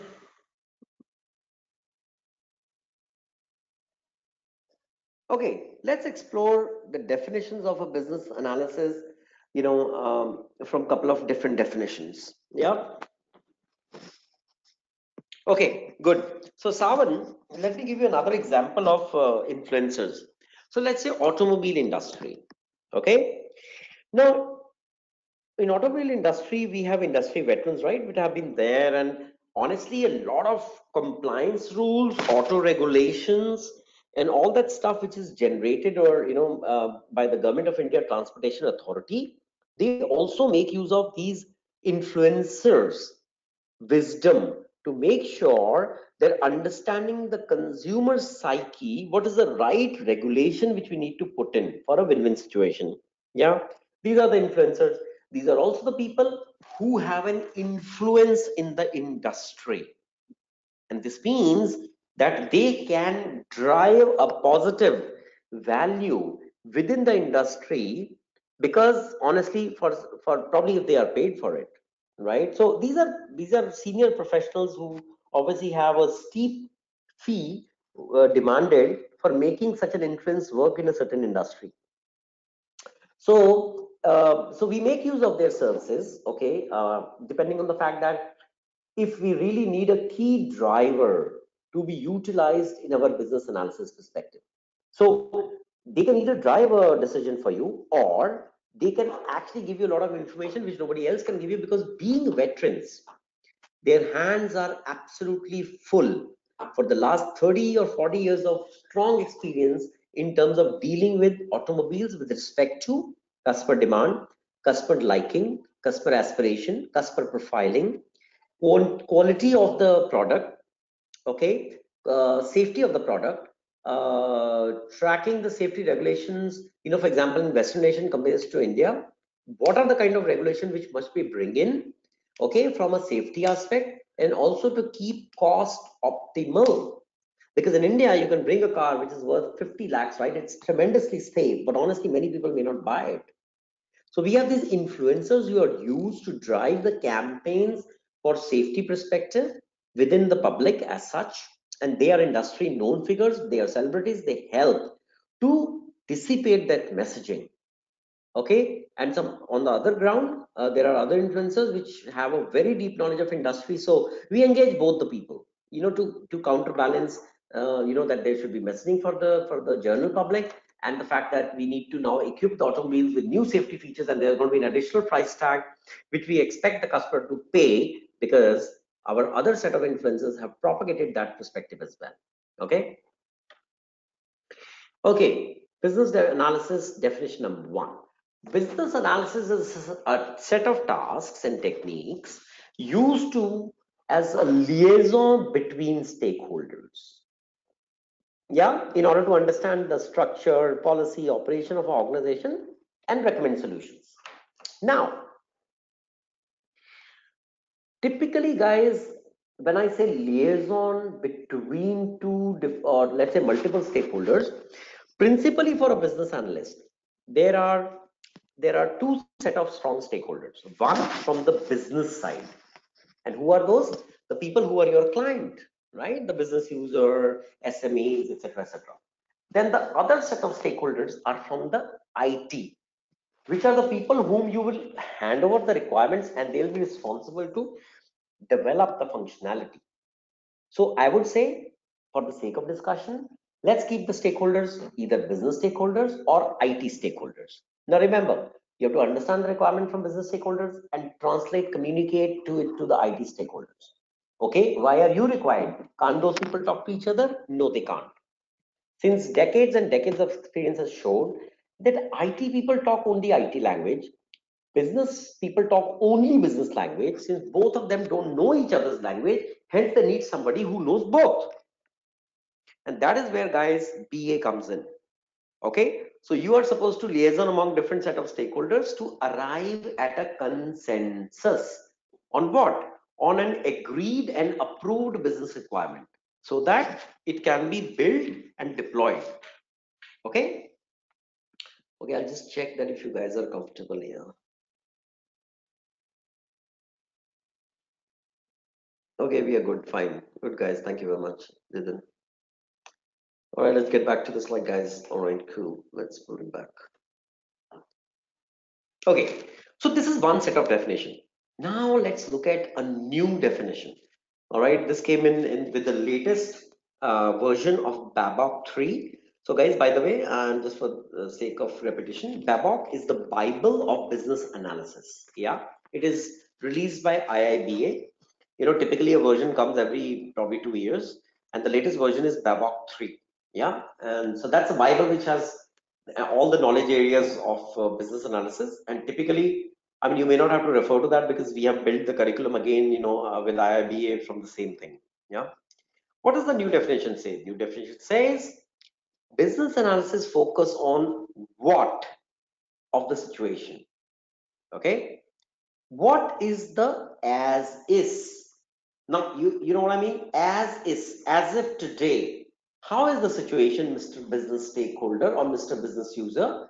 And he will say, you know what? Our dispatch functions are not right. Okay, we compromise the efficiency for certain reasons. We don't know what, and that's how we are losing the competitive edge in the market. All right, our profits are already hit by 3%, and we see our this year we won't be able to meet our revenue targets as well. Why? Because our principal lifeline called supply chain is affected and we don't know why. So the as is what you see today. Okay. So what are you going to explore? You are going to focus on what is the situation, what is the as is, what is the need. So business says, you know what, we are suffering. So that's the need. We need to arrest the degrowth of our profits. So need is established. Okay. What are the client issues? Well, the issues are that our customers are not able to receive the Coke bottles on time. It's always when they ask for it, it's the turnaround time is not even 12 hours. It generally goes into 24 hours. This means when they give the order, they receive the quantity a day later. So we lose that sale. What is the most ideal situation? The most ideal situation is a customer calls and says, hey, I need a truckload of Coke. All right. And you should be able to dispatch it right there and then. But that's ideal, and we don't live in an ideal world. There's always a gap between demand and supply, which is not really known. And hence, when I get a call from customer says, I need a truckload of Coke, right? And I say, I'll need some time to get it shipped, and I need some time to get it out of the plant. So that's the client issue. So what are you trying to solve? As a BA, you're trying to solve this need where you can bring the demand and supply situation in more control, which means essentially the need is to reduce the turnaround time of dispatching from 24 hours currently in as is to maybe 5 hours in the 2B. What is 2B? 2B is the way we see supply chain process in future. 2B. That future is starts right when you're able to implement the solution, put it into the system, efficiency increases, and let's say 5 weeks from now, the dispatching turnaround time is for 5 hours. Okay, this means as soon as they place the order in 5 hours, they get the supply. That's 2B. That is the overall goal, to reduce the turnaround time from the current 24 hours to 5 hours. Yeah. So guys, overall this helps to determine the overall scope of the effort. So what is the scope here? The scope is, number one, the BA should be able to analyze the entire supply chain and all the multiple sub functions under that, which means supplies, logistics, warehousing, picking, packing, storing, dispatching, transportation, okay, etc. And then we will do a gap analysis to find out that which process lacks a certain efficiency and why. Okay. And after this analysis is over, we should be likely able to come to a conclusion that gaps are identified. Okay. And now to address them, what kind of solutioning do we need? We will figure out a solution. Okay. So what is the overall scope? Number one, business analysis to arrive at a problem. Number two, to do a gap analysis to focus on the key area which is the weak area and hence needs a gap. Scope is three is what is the fill arrangement that you have from a 2B solution in order to fulfill that. Okay, when you do that, you got an aligned requirement approved by all stakeholders. Okay guys, so that is the scope of the business analyst. In a sense, if you read the last sentence, it says business analysis bridges the gap of business and IT.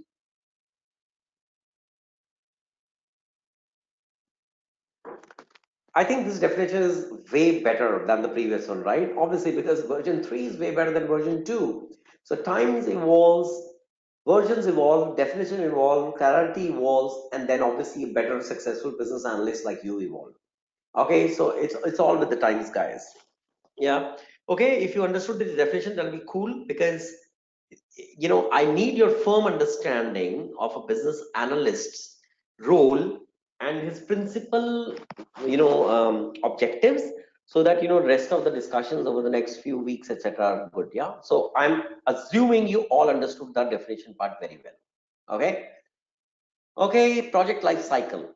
So what are we looking at? Is it a blank slide? I don't think so. It's an ecosystem, guys, where you see a lot of project stakeholders. Okay, and if you start going in, you see that there is a project team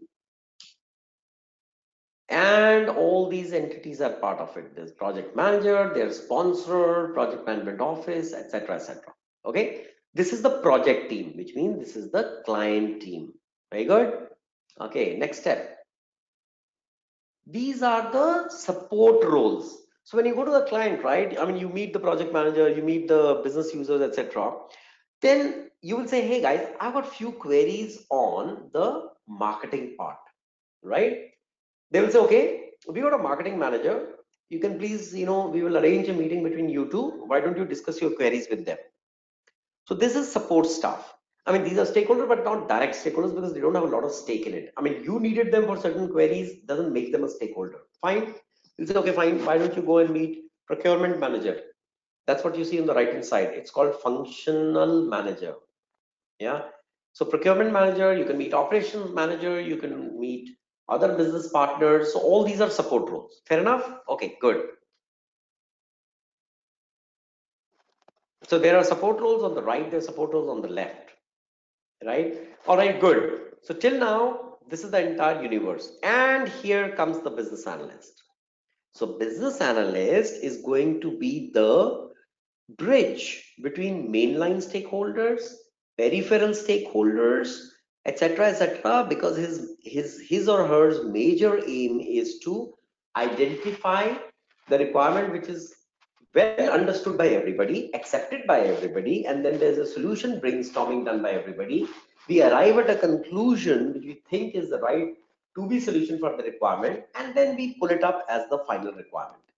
This whole 5 line process is what Babok 3 is full about. Yeah, so it's like a massive document, huge book. But then obviously, because it explains each process in amazing details, and that's something which you need to understand in the next few weeks and all that. Even though the gist of the flavor remains that in these 5 sentences, I've described you what is going to be your role as the first part of change manager, which is a business analyst. Yep.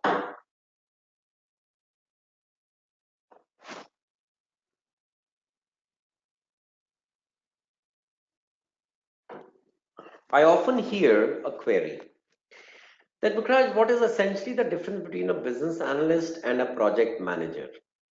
Yeah. So guys, I mean, you hear the word boss. Yeah. So project manager is the boss. He's able to, he's the one responsible for the success of the project. He's who's responsible for the contract. He's the one who's the right skills in the team. He's the one who brings the right resources in the team, right? And you're part of a team, right? So you are business analyst. That's one role, one function, one skill. And then there are people who can write a functional specification, people who are technical architects, people who are programmers, people who are testers. Okay, so they're all skill sets. So this is all part of the team. And who's the lead of the team? He's the project manager. Okay, but what I want to bring you here through this slide is that BA has a very key role to play.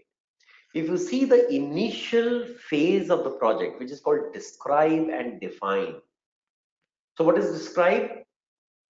Somebody's got to describe the as is perspective, right? I mean, that's one thing. And then when you are able to describe the things, then you should be able to define the business problem along with the business user and stakeholders. Fine.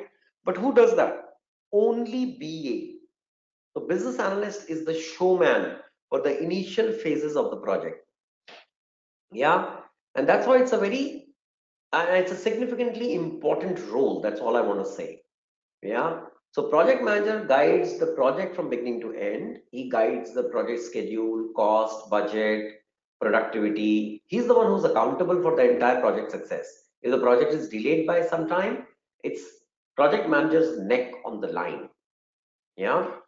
But why I still remain so confident about the significance of a business analyst role is because business analyst is able to dig the right key thing out of this whole project, what is called requirement. See, requirement is the thing which is being chased throughout the project. You're trying to chase the requirement because you want to understand it. You want to chase the requirement very well because you want to understand that what kind of functionality we can create out of that. Okay, and then you are going to deploy that functionality back into the system. Yep. So typically, if you ask me, I mean, end to end, if you see, it's requirement which is running the project. That's why I think, and now the industry accepts very well, that the business analyst role is of paramount importance. Business analyst stays with the project from beginning to end, which means it stays earlier in describe and define phase. Okay, and when the build up starts, so when the functionality build up starts, typically in the IT side of plan, build, test, implement, that time the business analyst stays with the team because the team needs a lot of queries, to be asked to the business analyst, because at every step they want to know that whatever they are developing as a functionality is what is from the in the mind of the business user. So in order to validate their functional spec, in order to validate their programming, testing, coding, etc., okay, they always want the business analyst to be around. Well, that doesn't mean that business analysts need to know programming. The programmer, I mean, does the programming, but it tells the outcome of that. He translates that to the business analyst to say that this is how my functionality will behave in screen number 4 while the business user is inputting the customer order. So a look and feel of the screen will tell the business analyst if that is basically what the business user is expecting, because that's something like a solution which falls into the imagination of the business user. Yeah. So guys, I hope it's clear, right? I mean, how business analyst role is extremely important.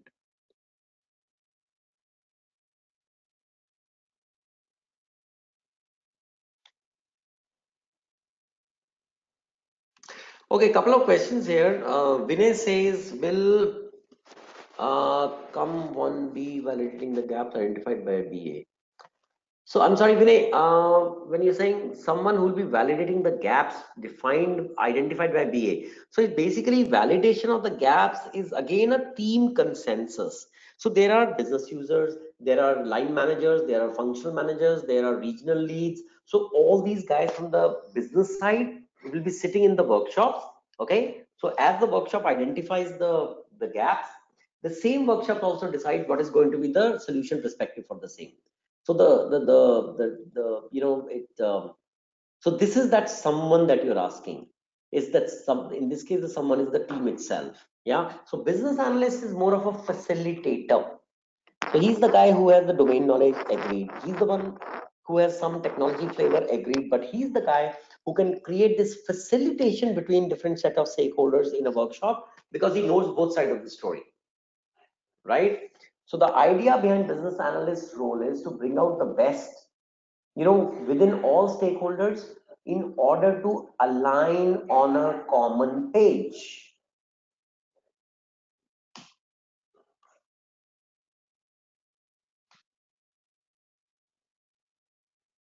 All right.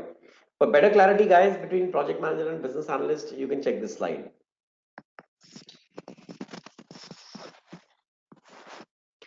So project manager is like, it's like a big guy. Yeah? He's responsible for project scope. He creates the project's contract. He's a single point of contact for all stakeholders. He establishes the project team. He manages time, effort, cost, etc. Business analyst is limited to the solution scope, not the project scope, because essentially, as you can understand now, the requirement bargain is all from a solution perspective. So whereas project manager creates the project plan, business analyst creates the business analysis plan. Yeah. Business analyst is responsible to get the info and requirements from the stakeholders. He's the one who works with project manager, works with testers, technical leads, etc., as I told you, that during the course of discussion, for development of that functionality, and business analyst is the one whom everybody wants to go to and validate that what they are making is right. Yeah. Similarly, business analyst is the one who analyzes the current state of affairs. So he develops the to-be solution as well. And as a deliverable, if you see towards the end, he or she develops the BRD, which means business requirement document. It's also like a small Bible which contains the entire as is, process flows, gap analysis, output of the results from workshops, what is the raw format of to be solutions, how they are to be developed at a high level. So it's an entire solutioning which a BA does for the to be stage.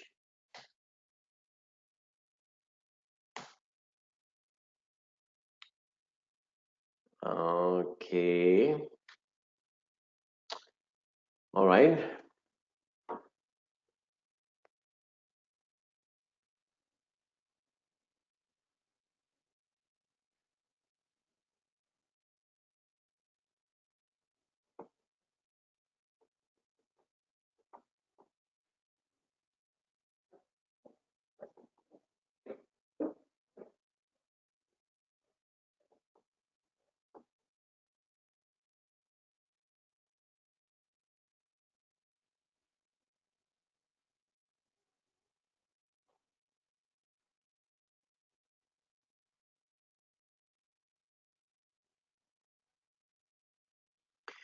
All right. Another classical problem. You know what? You would have heard this word, subject matter expert, right? So pretty much this word is encountered during the IT teams projects, interlock with business. So you say, hey, he's my subject matter expert. Okay, very good. Then what is the difference between subject matter expert and business analyst? I mean, there's obviously a difference, right? Because these are two different forms of connotations and definitions and roles and responsibility of two different people. All right. Let me give you an example because I typically, I think examples explain better. 7 years back, I was traveling to a country called Sweden and Denmark, and I was, and that was to, as a BA, of course, to care for the requirements which they have, which they wanted to, change into a different thing, different. Now, mind you, I was traveling for this client, which is a dairy client. So like we have Amul in India, we have this XYZ for Denmark. All right. So when I saw their supply chain and their entire value chain of beginning to end, I saw it's about small cooperatives which maintain the the cows and buffaloes, etc., whatever. So they those there's a milk yield from those animals. It's sent collected together, sent to central cooperatives, from where they are dispatched to the production plants, from where various milk and milk products are found out, and etc. Now I understand the business aspect. So while I was understanding the business perspective, I carried with myself a subject matter expert, which is no one else but a dairy specialist. So this is a person who has a background in dairy farming, and then subsequently, he's come into kind of a functional kind of a knowledge as well. So he's the person who can understand and talk the dairy terminology. Yeah. So he was the subject matter expert, and I was the business analyst. So he wouldn't cross over to my territory, I wouldn't cross over into his job was to make sure that the requirements are aligned from an industry perspective. So let's call him an industry expert. So subject matter expert is the industry expert, and then business analyst is business analyst. For example, I've been doing business analysis in different industries. I did it for energy, petrochemicals. I did it for chemical division, chemical businesses. I did it for utility businesses. Yeah, I did it for retail. I did it for consumer goods. So obviously, even though the central design ability as a BA, I mean, I'm fine on that. But as I keep hopping from industry to industry, because you don't know your next client is from which industry, you may need tactical support of a business of a subject matter expert. So when I was going for energy petrochemicals, I took with myself a refinery expert. Why? Because I was going to US to take care of a large petrochemical client who had upstream, which is drilling petroleum business, and downstream, which is refining and marketing of their petrol, diesel, naphtha, bitumen, etc. Yeah. So I kept the industry domain expert because he was the one who was going to simplify and facilitate the discussion between me and the client business. So that is, guys, the essential difference between SME, subject matter expert, and business analyst.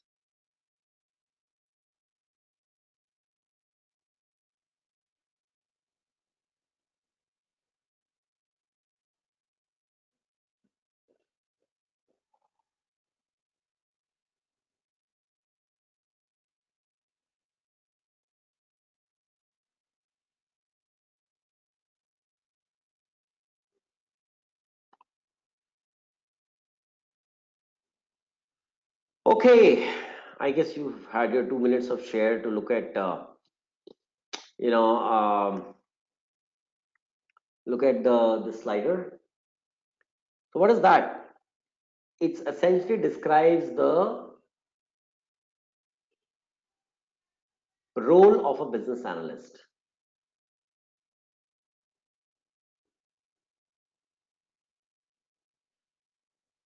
Yep. And I think, as you may like to see, let's start from the right hand side, guys. So at right hand side, we see stakeholder management remains as a principal role of a business analyst. So I got like a lot of stakeholders. To be honest, guys, I really sometimes feel when I'm working up as a business analyst that if I'm able to manage the expectations of each different stakeholder, honestly, my job is done.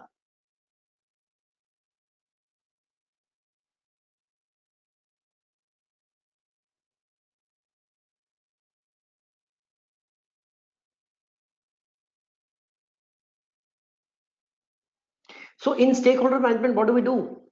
When I say I'm surrounding by 8 stakeholders, what am I doing in between them? Am I like having some beer party? Am I like making like hopping from disk to disk with them? Not really. I'm I'm trying to judge the present findings which are there again from a as is perspective, build a consensus, and while doing all that, I just want to maintain good relationships.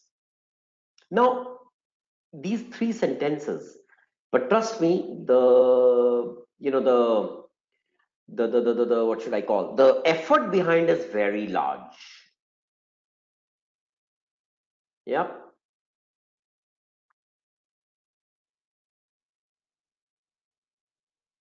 Which means, I mean, on the face value, say I'm maintaining relationships, I'm discussing the process detailings with them, I'm going to technology overview, which is, part of that process. I'm going to, the entire technology infrastructure ecosystem. So I'm discussing all interfaces, I'm discussing everything with them.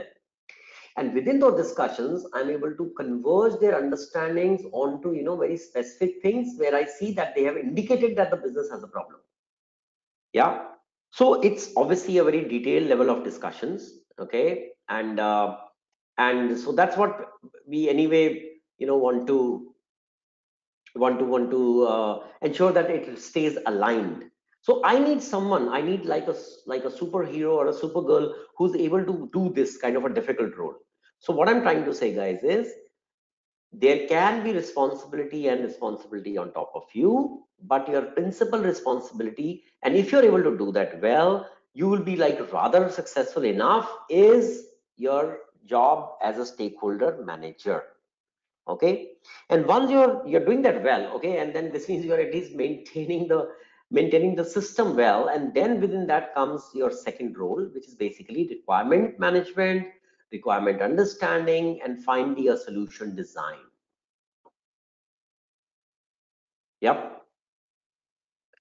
So, and what does that entail? It entails, requirement analysis, elicitation of that. As we will understand in detail, elicitation basically means that understanding the requirement. I mean, you have to dig it out from your stakeholders, right? And if you think that you go and say, "Hey guys, hi, I'm, I'm Didin, and I'm a BA, and why don't you spill over your requirements to me?" I mean, it's not that case. You have to really pull that out of their mind. Because, and how do you do that? You discuss the process, you discuss vulnerabilities, you discuss failures, you discuss everyday issues, you trace the failures in the entire data, you mine the data, you extract data from the system, you draw patterns, you do analysis, then you bring out some findings, and looking at that findings, they tell you, oh yeah, you know what, our bad job, which sends millions of invoices to our customers, it typically fails, almost every alternate day. Goodness me, that's a large business impact. Because if the invoices are not able to go to the customers on time, you can jolly well assume that their payments are also coming late to you as a client, right? So if this kind of a process failure is impacting, the like the basic profits of the company, because you get the payments delayed, right? So somewhere your profit margins are affected.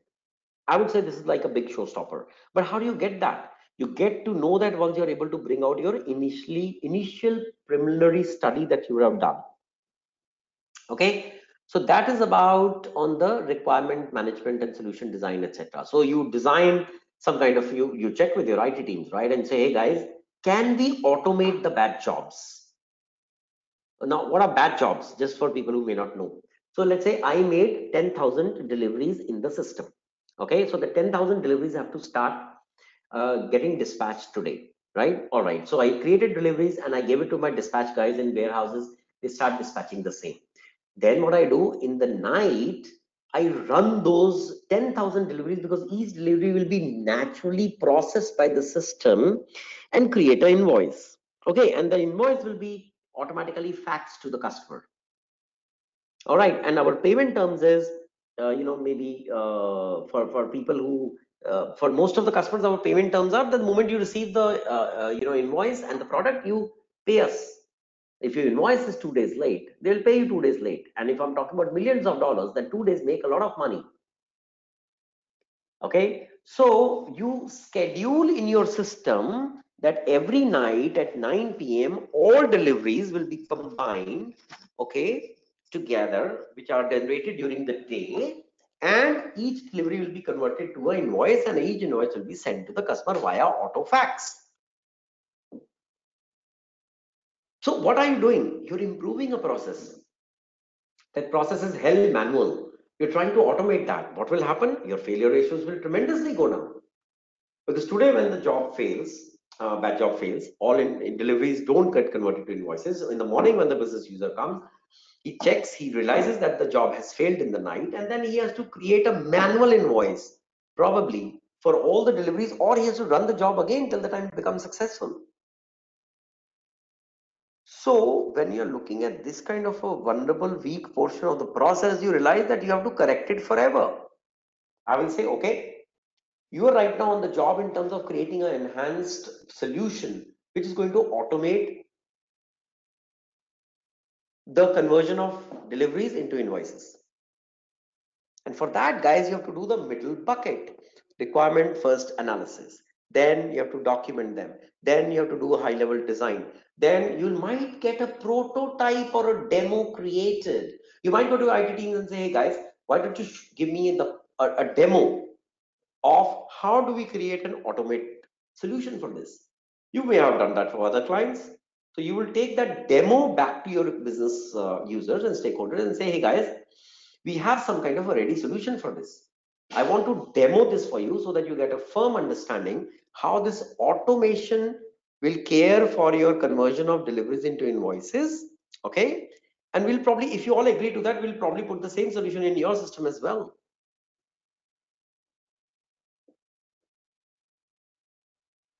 Okay, and that is how you will implement the so-called solution. That's the middle bucket. Any queries, any question on that? This is just really important. That's all I'm asking. You understood it? That should be good enough.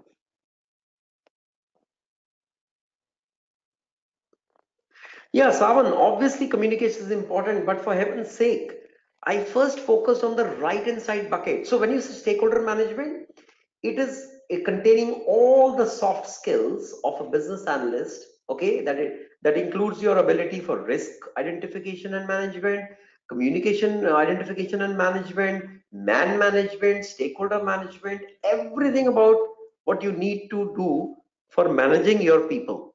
So that's obviously all already understood that you have been able to control, and only then after that, you're stepping into the solution requirement, solution design, etc., etc.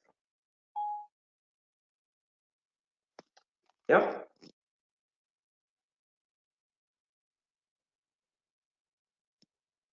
Okay. Um,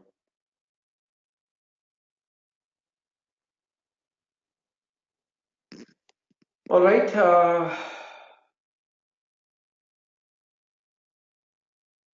So where are we? Okay, we completed the middle bucket, right? All right. So now let's look at the left hand side bucket. Okay.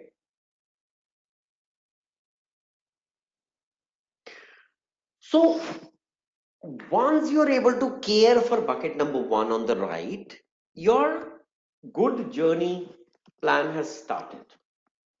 Then you're able to cover the bucket number two as well. That's even better. You're now moving into the core solution. Then, guys, comes the bucket number three on your left. It is called enterprise management. As the name suggests, in the middle bucket, you're looking at specific individual problems, processes, and that wonderful example of bad jobs that we took. Now, many times, client doesn't have like a typical specific issues like these. They actually have, they want to revamp the whole business model at an enterprise level. So when I say, hey, you're talking to who? So let's say Nitin says, you know what, I was with procurement stakeholders. I was checking about their procurement processes, purchase order, purchase requisition, etc., etc., etc. So then he will say, hey, yesterday I was with the sales guys. I was checking about this delivery, batch processing, etc. Then I'll say, hey, I was with the finance guys. I was checking about treasury, journal ledger, account receivable, account payable. So that's why he is attending to separate departments. But once he's able to care for them, he's going to go and hit the enterprise.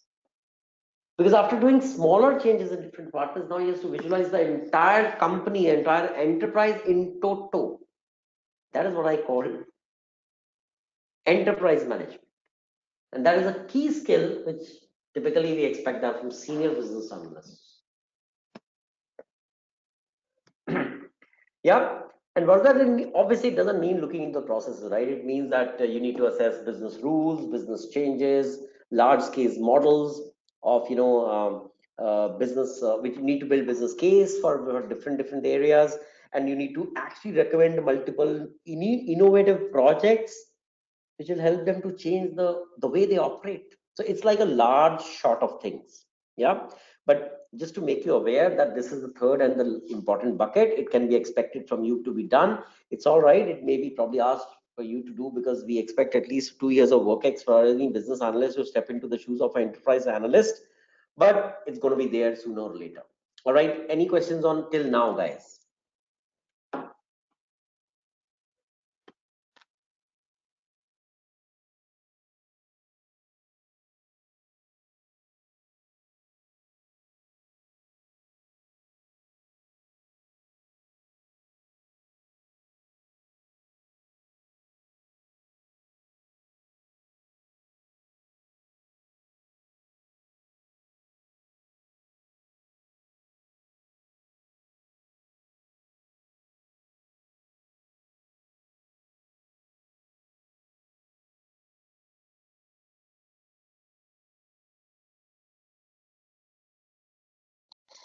All right, I see some good questions here. Digin says, how does a business analyst reduce time to make business requirement document?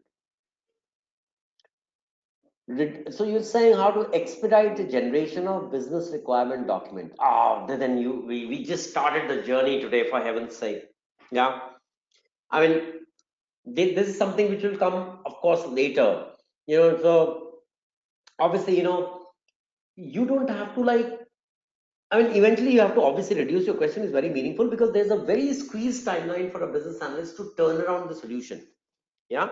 But the fact is, there's no shortcut, there's no straight solution to it. How do you reduce time to make the BRD? That's your ultimate deliverable, right? Because before that, you have to climb a large step called stakeholder management. Then you have to establish the solution, requirements, design, prototyping, etc. And then you have to make business case, and then you have to seek approval and consensus from each stakeholder, and then you have to got to get it approval from that. I mean, it's a long journey. So while we transfers the journey, I think it will be great for you to understand, and everybody, how each step can be done more effectively, more efficiently. All right, and that will get you your answer. That how do we expedite timeline in order to create deliverables faster and better. Okay, Savan is saying a question: can application experts can also be termed as SME? So when we say application experts, is basically the owners of different applications which are responsible to drive the business process. For example, um, in a client, I'm working with a client right now in Singapore, which has three different categories of applications. One is the ERP application, which are based out of, in SAP. There are another application set of applications, again ERP, but they are based from Oracle stack. Then there are third set of applications which are more based on pure interfaces.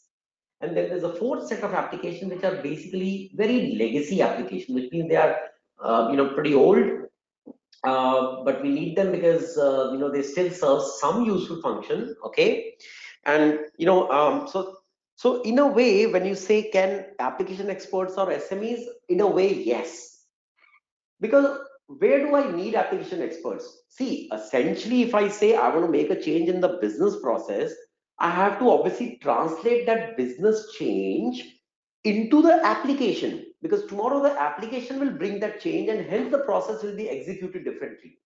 That's what we need, right? So yes, the idea is that application experts can be called subject matter experts as well. Okay, and clear. All right, all clear. Good. It should be all clear, for heaven's sake. It's I who's taking this session. Yeah. Okay, wonderful, great. So, okay, so anyways, we will explore these buckets, in later sessions very well. So not a problem, but I just wanted to give you a firm overview that this is what the larger role looks like.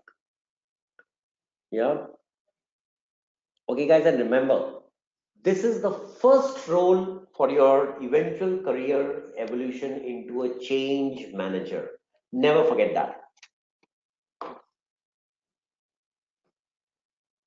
You're sitting in a pro degree which intends to create effective change managers out of you. Of course, business analyst is a very strong role which we expect from a change manager. So we are climbing the baby steps first, which will eventually result in us scaling the whole ladder.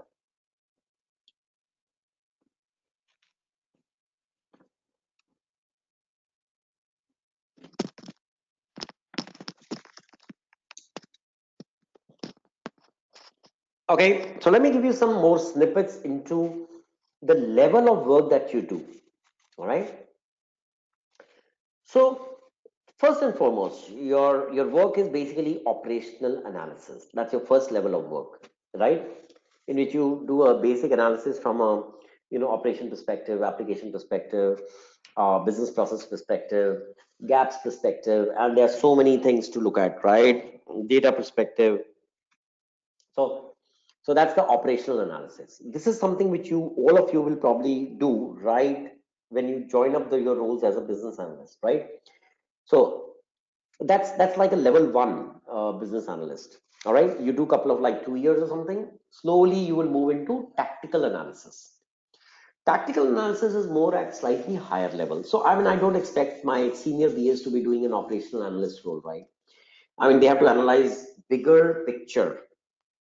Yeah, so that's what I call tactical analysis. Of course, I'll give examples of each. Yeah, and then of course, for very senior business analysts, we typically take them for strategic analysis. Examples.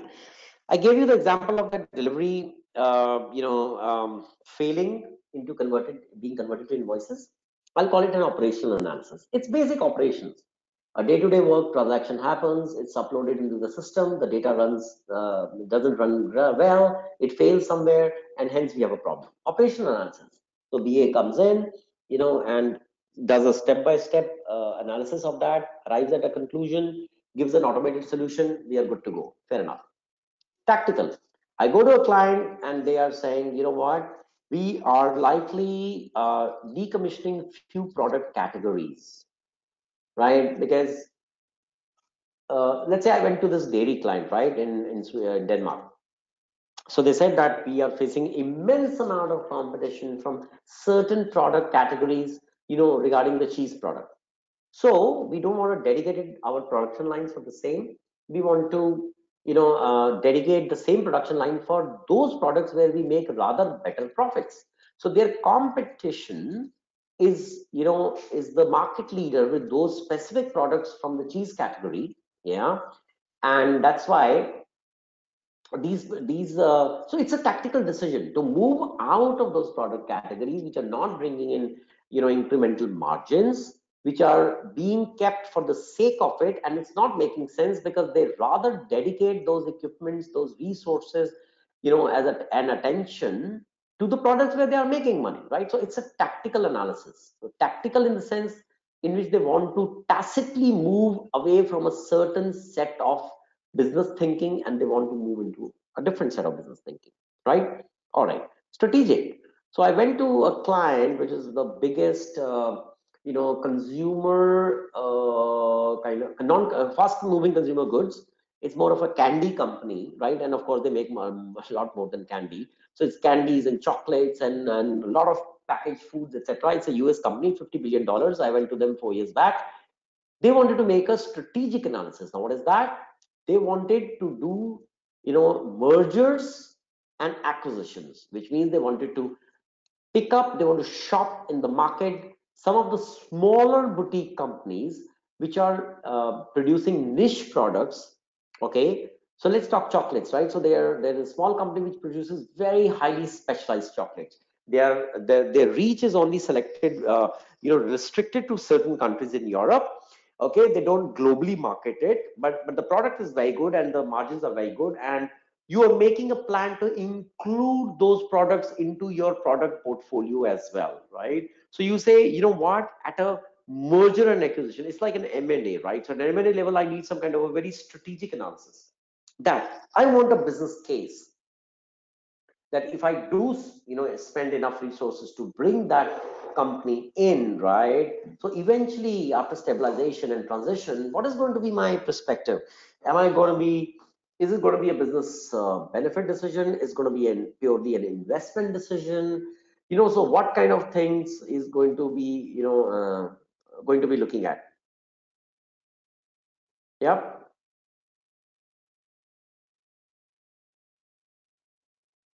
Okay, so I mean, you can jolly well imagine, guys. I mean, you know what?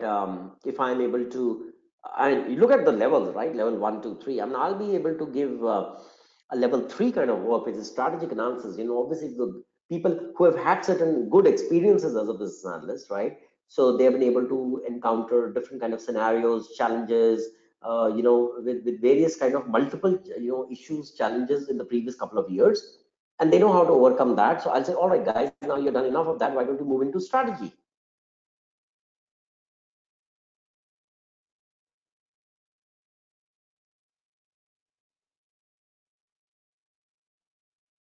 Yeah. Okay, just brief about the high level roles, etc.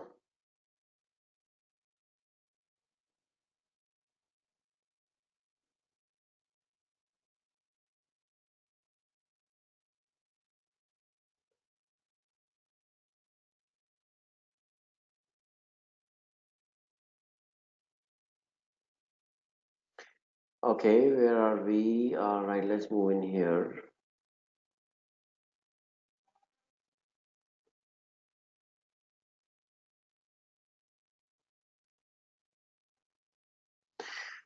All right, how does the BA works? Well, I told you he's or she's a facilitator, right? I told you that he acts between two different layers, business on the left, IT on the right. IT is also called sometimes solution provider. Yeah. So if you see, guys, step number one, requirements come from business to BA as problem statements. All right. So I walk into a doctor's cabin, right? I say, hey, doc, I got a situation. I got repetitive, recurring headaches, okay, during my daytime. That's a problem statement. Now, then he starts his diagnosis. He says, is it only day or night as well? I will say only daytime. He says, when is it? Because when you are into some kind of like a big time labor activity kind of thing, are you exerting your body? Okay, or is it anytime? So I will say, no, it's anytime. If I'm thinking deep about a certain problem, gives me a stress, I get a recurring headache. All right, I'm moving from place to place, I'm driving, I'm running up the stairs, it's a large body movement here, it gives me a headache. Okay, and then he will cross check more symptoms. Okay, what do I eat something specific after which I think that it triggers, helps to trigger the headache? That kind of a diagnosis goes on. But the fact is, I gave a problem statement to my doctor. Similarly, the business gives a problem statement to you. I mean, you heard that, right? Our profit lines need to look up by 5%. We need to make optimization in our supply chain arrangement end to end. Please come in, Mr. or Miss BA, walk into our landscape, do the necessary explorations, but for heaven's sake, get us what we want. Yes, that's true. I've heard business problem statements like that as well. Yeah. And then step two is that you do requirements, in an analysis mode, which means that, you trace their as business process, you check out their business process flow, you check out their process and process steps, you align each process step to, to business user, who does it, when does he does it, how does he do it. You analyze each local ecosystem of that individual milestone where transactions are done, where data goes out from an interface, it comes in, because failure or let's say inefficiency can happen anywhere. Yeah, so that's when I say the BA will draw an analysis model. Sorry, I need to go back. Yeah. Okay, now when you're doing the second step, you also then approach the IT or solution providers on the right hand side. Why? See, because these guys have different roles. Some of them are technical architects, some of them are, functional spec writers, some of them are design architects, some of them are data analytics guys, some of them are artificial intelligence guys. Now, for your business problem, for heaven's sake, how do you know what kind of skill do you need? So typically as a solution provider in your IT team, which is commanded by a project manager, you will have multi skills and you are one of those skills.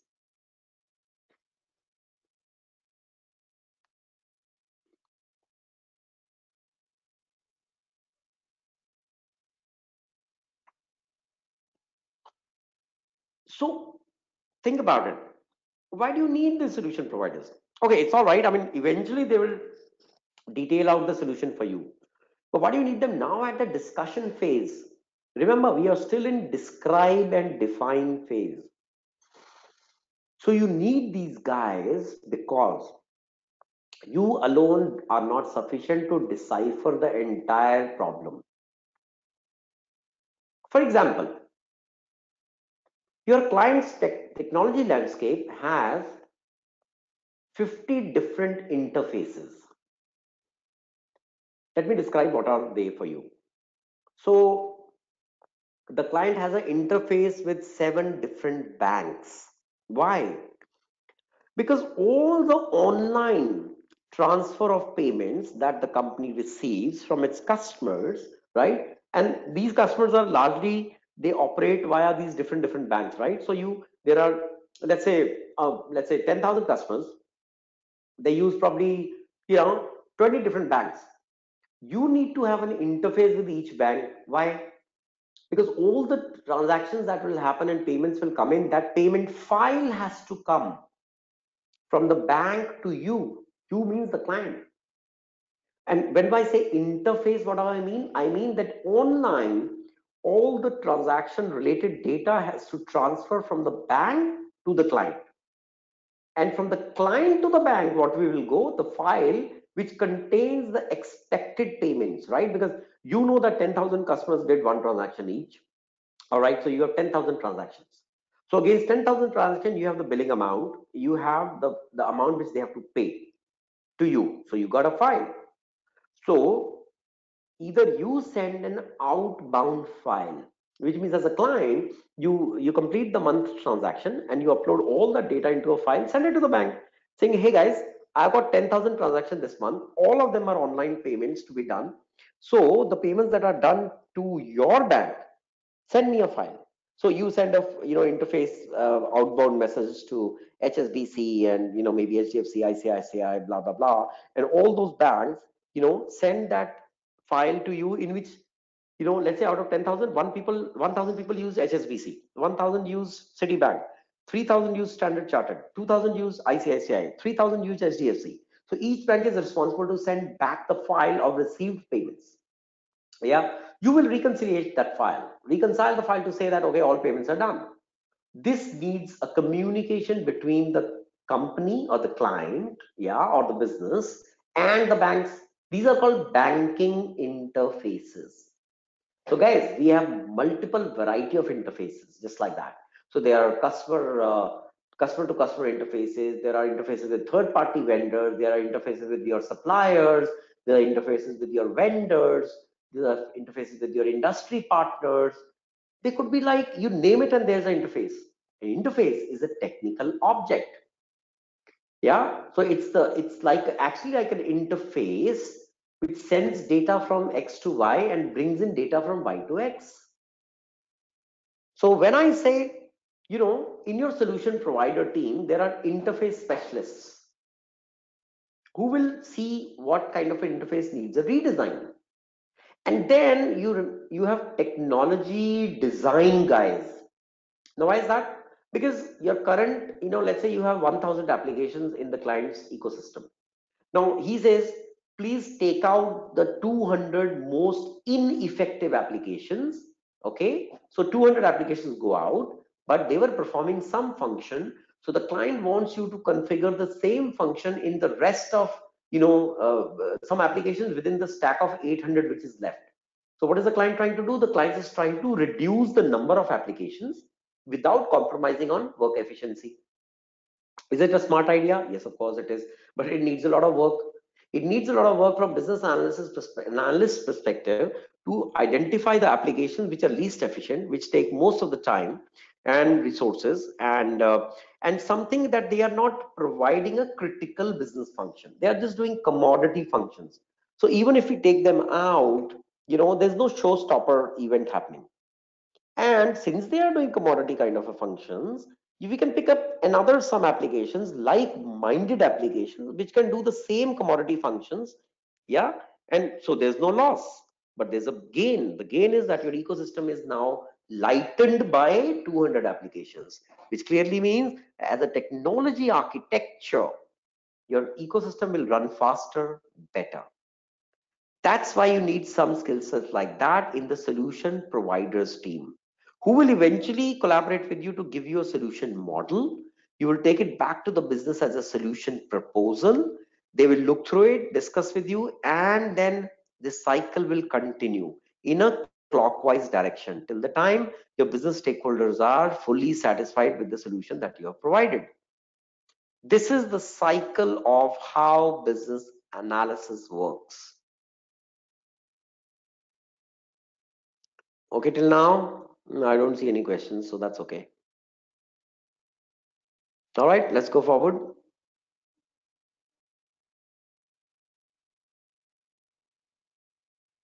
Okay, so guys, okay, this is your role, guys.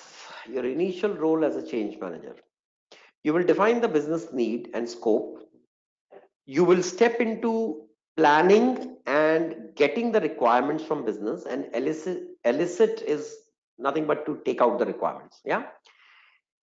Then comes the analysis of the requirements. Okay, you need to analyze, right? What is good, what is bad, what is ugly, what needs to be built afresh, what needs to be just simply moderated or modulated or simply changed to some extent. You will do all that analysis. Then you will communicate the requirement back to stakeholders that, hey guys, I checked your system. We had 3 workshops since last 2 weeks. We did brainstorming sitting together. I discussed with industry specialists as well. According to my proposal, these are the 7 requirements we are looking at. All right. And say out of 7, they agree on 5 or 6 or whatever. And then you guys will design your business solution, right? And then you will present the solution to your stakeholders. You will obtain approvals. You will design a business case. You will do cost benefit analysis, and hopefully by the blessings of Lord Christ, your business case will eventually seems like that it will be business benefit from the for the client in case they do these requirement changes in their process and technology landscape. Yeah, and if you can prove that, of course, then you will get a go ahead. That is when your business requirement document is complete. But you have to go through these 6 steps. And guys, these 6 steps are essentially the big knowledge areas that you have to understand in detail. Okay.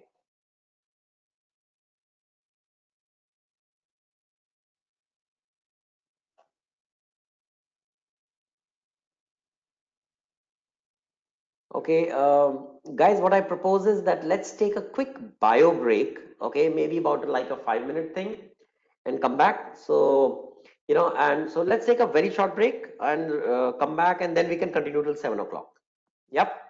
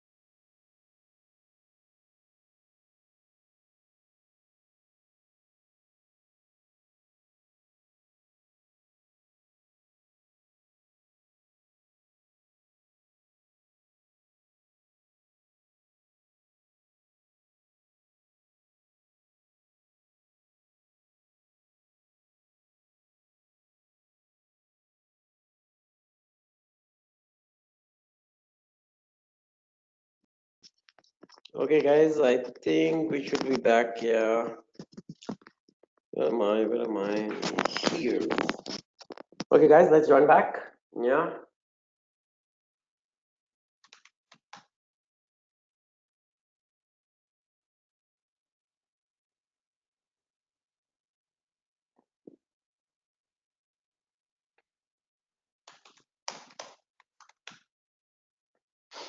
Uh, okay, where are we? Yeah. Okay, entire gang is back, guys. Please come back. Okay, cool. Okay, guys, look at the slide. And if I wouldn't show you like this, maybe I would want to show you like this. Different solutions that BAs can recommend or may recommend, right? So, guys, remember one thing: the business problem from the client can be of any nature, type, variety, etc. Okay, so think about it as sky is the limit. Okay, so for any kind of a differential problem which can originate in a complex combination with other problems, your solution can be of very wide variety, but I'm giving you an idea what can be basic solutions. Okay, developing new custom softwares can be one solution. Okay, uh, for the client problems, right? So they operate on a certain software, right? And we will say, okay, we are developing a new software for you. Why? Because your existing software doesn't is not effective enough. Okay, why don't you make small changes in our current software? No, because the kind of business requirements that you have, we need to install bigger solutions. This means which cannot be obtained just by making small changes in your existing software. So we are developing a new custom software for you. Okay, when I say custom, custom means only for that particular customer. Okay, so I have a vanilla software in my hands, but when I look at the customer's issues, I see he has got a very specific issues. So it's fine. I will change my vanilla software from a generic software, and I'll make changes to make it very specific software. That's the word. That's the way to go. Okay. Second solution is, you know what, your business requirements are not very dynamic. Okay, and if we make small changes in your softwares, let's say from a software configuration point or from a coding point of view, we can pretty much achieve our objectives of taking you from as is to be solution. So typically, guys, we enhance existing software when the changes required to be done are not too big. Okay, we develop new custom software when the changes we need to be installed, which we need to make happen in the client's landscape are large in nature. Okay, then you know what I see when I go to a client and I say, hey guys, industry, if I see the industry, I see that there are 6 processes for customer service. Okay, when I see you, I see only 4 processes. Why is that? What I'm doing, guys, I'm benchmarking the customer's processes against the industry processes. So in a typical industry operates with 6 processes. You are operating with 4. Okay, so what I'm trying to say is I did nothing great. I didn't really do anything creative. A lot of times, guys, the BA just has to benchmark or compare or map the customer processes with the industry-wide solution. What is the industry-wide solution? So let's say we are talking about telecom clients, right? So we got Airtel, we got Idea, we got Vodafone, etc. So they all operate, they all make business, right? Now, typically, what is the most efficient way of operation for a telecom client, in terms of, let's say, acquiring new customers, in terms of giving good customer relationship management services at the franchisee level, right? So for all such processes, there are some acceptable norms. These are norms which are being tried, tested, in demanding conditions across last 3 years, 5 years. So we say, guys, there are certain acceptable norms or processes which generally work well. We call them industry-wide standard processes. Now, if I check out this particular client, I feel that they are missing on one or two important steps because they never institutionalized the processes to fill those gaps. So what is my solution? I'm introducing new processes. Yeah. And similarly, if I don't think they need such a large change, yeah, I will say I'm just modifying or analyzing your existing processes, because there are typically, let's say, 5 steps. There are typically 5 steps to do, let's say, a invoicing process for a customer. Okay, now you you execute first 4, but there's no 5, because what is the fifth step? Fifth step is that you have automated the process so that the invoice goes to the customer in the preferred method of communication which the customer likes, which could be either email, it could be fax, it could be a courier, dispatch, etc. Right? Now there are automations. Such automations can be done pretty much in any software. Yeah, but the fact is that you don't have that fifth process. For you, there's only one process.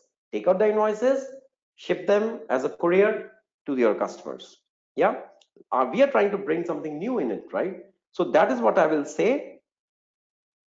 Yeah, this is what I will say is the analyzing and modifying an existing process. So either I'm introducing a fifth process, or I'm customizing your fourth process, which is only courier. I'm customizing that with email, fax, etc., as well.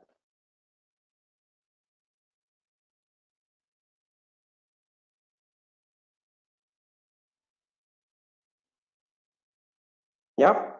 So these are the various different ideas, guys, in which we want to bring in this kind of thing and all that. So I mean, say, see, it could be a straight solution, what you see on the slide. It could be very combination of different steps.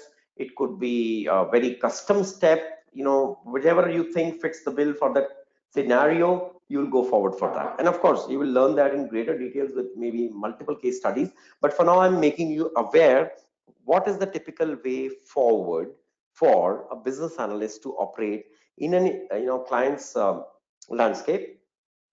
So for example, we did 4, right? Fifth could be just, hey, you're missing on certain key skills and talents. So all you need to do is to hire certain new skill sets. That's hiring new staff. Yep. Or you don't need new fresh talent. You just need to retrain or existing your existing staff so that they can do additional activities in their daily work life. So what am I trying to give you as an idea from this slide? The solution can be process related, solution can be software related, solution can be resource related, solution can be a mix of these. But which solution you may like to choose eventually is guided by certain principles. What are those? Principle number 1, we need to keep cost in mind. That whatever solution that I'm trying to give to the customer, it should be cost effective. Okay. Second, it should not disrupt or shake the existing processes or the environment of the customer so much that they have a like a stiff problem in doing the transition from where they are to the new to the new solution that I'm proposing. Okay, so make sure that you don't create a turbulence. That's the only thing which I can tell you at this point of time. Right? So the guiding principle for a business analyst to assess, analyze, and recommend solutions should be dependent on the fact that there shouldn't be, the scope of the whole thing should not shake, the cost shouldn't be too high, the disruption in the client's existing business process should not be high. Yeah, these are the different principles, you'll be able to go forward. I think there was a question which came up, yeah, and it said, would a new process introduction not be part of enhancement in existing process? See, it depends. It depends, Savan. If the new process introduction is more like an introduction of a new process step, it can be an enhancement. Why? What is an enhancement? Hey, typically enhancement is an IT word is which can be done within 80 hours of man effort. 80 hours includes your design, your requirement build, your design, your test, your build, etc. I will say, okay, listen, I'm creating a change request or enhancement. All right, go ahead and change this existing process. But if the new process is a larger ball game, yeah. So for example, configuration of email and fax as an additional output communication mechanism to the client, it's just an enhancement because you go into the configuration modeling, right? And you configure these two extra output type of conditions as well. We are good to go. That is fine. But if you say that we need some kind of a change beyond this, then typically it may not be like an enhancement. It could be a new change altogether. But eventually that new change is also a big enhancement. So your smaller enhancements, less than 80 hours, are called enhancement. Your bigger enhancements, which are like say 200 hours, 500 hours, 1,000 hours, etc., they typically tend to go into the project mode because there the requirement understanding is much bigger, the design is much bigger, development and testing is much bigger. So eventually what you're saying, someone is right.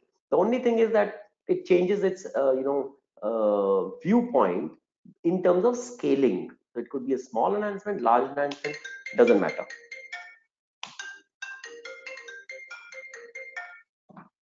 Okay, so we did that. Let's step ahead. Oh, sorry, hang on.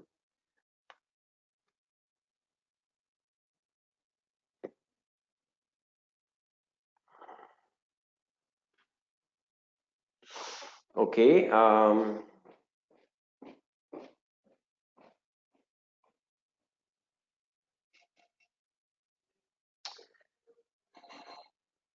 right, so support and interaction roles.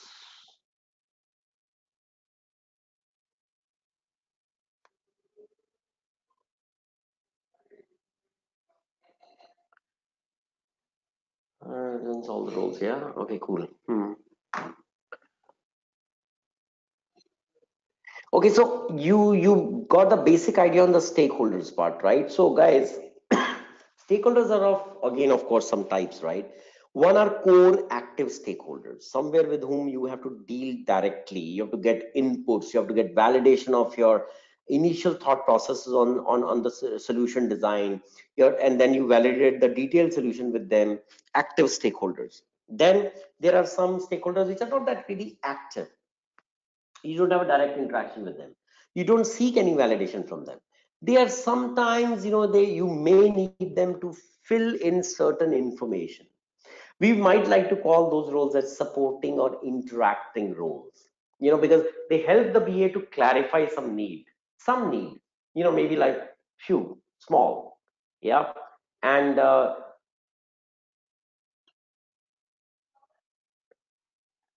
so in a way, let's call them passive stakeholders from now. Yeah. So if you have a direct input with them, active. If you don't have a direct, interaction, it's a little passive. Let's keep it for now. Yeah. And let's look at all of them together. All right, guys, roundtable conference going on for our Mr. or Miss Business Analyst, surrounded by support roles. Okay. Supporting roles are many times important, guys. They do fill in a certain, kind of information, but then information, that filler in information could be pretty critical, sometimes from a design aspect, from a execution aspect. Look at the ones who are surrounding here. The business analyst, yeah. There are called application designer, called business architect, data architect, quality related manager, project manager, technical architect, blah, blah, blah. So these are the guys which are basically, you know, so essentially what I'm trying to say is that high level solution design has to be in conjunction with all these different, active or passive stakeholders. So when I say active, typically it refers to the stakeholder from a business side or client side who's actively inputting you with the as is info. So who is that? Likely business user. Let's come to the interactively supporting roles. Essentially, these people are more from IT teams. So client is client, that he's already on the business side. So you forget about that. You look at the IT perspective and you say, okay, I want to have some cross check on the technology landscape. Is the, if I say, I'm going to sit with the application designer, I'm going to decommission, let's say, few of these applications, okay? And I'm not going to bring in, substitute them with any new applications, but I will see that the same function gets configured in the rest of the application, some of them, so that eventually the function can be, can be done, can be considered done, not by, the earlier there were 1,000, we removed 200, 800 are sufficient to do all functions. We it's okay, nobody thought about it, right? So in a business analysis terms, guys, this is called application rationalization. I'm rationalizing the number or the portfolio of applications from 1,000 to 800. Okay, so what do I miss? Nothing. Those 200 application used to do primarily invoicing functions. That's okay. I'm going to get the same function done from some of the rest of the application amongst those 800. So I'm done. I'm fine. You're reducing because you want to reduce the footprint of applications on your ecosystem, technology ecosystem. You want to make it lighter. Make sense? All right. While you work with application designer to do this rationalization, you may like to cross check with the technical architect that, hey, unplugging the current ecosystem from those 200 apps, does it take any law, does it bring any potential, what I say, uh, any potential risk to me for the future perspective? That is a validation which only a technology architect can give you, because he is the one who understands that if I look at the technology overall system in, like in a broad perspective, then we should be able to make out, we can't make out but they can make out, that unplugging or plugging new applications or unplugging old applications, does it create any big risk? So you need a validation from people, right? You need a validation and an approval. That is where some of these support tools are very effective, because if you don't take an approval from technical architect, when you will publish your risk dashboard to majorly to your stakeholders, they are going to ask you anyways, who has authenticated and certified that this kind of application rationalization is not going to bring in any add-on risk to my application landscape in overall. Yeah. So I thought probably it will be important for you to look at this roundtable conference, because you likely, most of you are going to be sitting on tables like that, deep diving into a current problem that the client has. You will have the business viewpoint of that. You will articulate that viewpoint. Support roles will help to explore that business viewpoint into a more technology viewpoint. All right, and that's where some real solution perspective will start. Look at, for example, data architect. Yeah, so let's say there is a business situation which I faced about, say, 4 years back. I went to, I was working for a petroleum company again in California, and they wanted to migrate to a new ERP platform. Yeah, so they were trying to implement SAP for last couple of years. They did once, twice, they failed, and then they wanted it to give a third shot. So when we when we were designing that new applications, of course applications were already there, which is SAP. We're just trying to customize that for them. What we obviously, a large area, guys, which comes in there is the migration of data. So you are sitting in some old applications, right? And you're conducting your business. Okay. So what kind of data do you have? I have data for my customers. Yeah, I got 1 million customers. Fair enough. I have their records. I have their emails. I have their bank account numbers. I have their etc. etc. Right. So that's, let's call it customer master data. Then you deal with, let's say, a portfolio of 10,000 products, right? So that 10,000 products become your material master data, because that's your material, right? That's your product. So products, sub products, all put together are about 10,000 numbers. Okay, good. So your database has customer master, material master, vendor master, Vendors are all those people who are supplying you with the right raw material, right? Which you converted into finished products in your plants, right? So that also is the data which is in your system. Similarly, you have pricing, right? So you have a large database called Pricing Master. So you have prices for all of your products, you have discounts for all of your products, you have taxations for all of the products, etc. And eventually you have a final list price for all of the products, right? Okay, let's call it Price Master data. So in a typical system, guys, you have customer master, material master, price master, and such so much of data. Now, when you're moving from one system to another, that time you may like to check that. What is the checking part? The checking part is that I've been able to, move my entire data from earlier system to the new system. Hey, where's the new system? New system is what we are trying to bring in. That's fine. Your old system is sitting on a database, your new system is sitting on a database. The only thing I'm saying is get a data architect which is going to plug in the data from old system into the new system. Of course, it's not like so simple, but the fact is he is responsible to migrate the data from an earlier system to the new system. And what is the mode of migration? Very simple. The data is held in certain defined formats for the X system, right? And now for the new system, the same format changes. So he has to plug in the data from the earlier system in the format fields in which it was sitting on and bring it into the new one. Let me give an example. In the earlier system, male is the connotation for male customer is with M, female customer is with F. Okay. In the new system, the male customers have a prefix more in a numeric form, okay, and it's called for the sake of simplicity, right, let's call it 1, and the female customers are designated with the prefix called 2. So what the data guy has to do, I mean, of course, this is the simplest, most simplest, stupidly simplest of example that I'm taking, but it's okay just to make you understand, because you're at a very base level. All the X of the earlier system will be mapped to 1. All the Y's of an earlier system will be mapped to 2. This means the data will shift from all the fields which are designated with X into the fields which are now designated as 1. So, but it's a very detailed job, because your data architect has to go into all kinds of master data: customer, material, price, vendor, and there are tons of them, and he has to pluck the data from a field of earlier system and bring it to that appropriate like-minded field of the new system.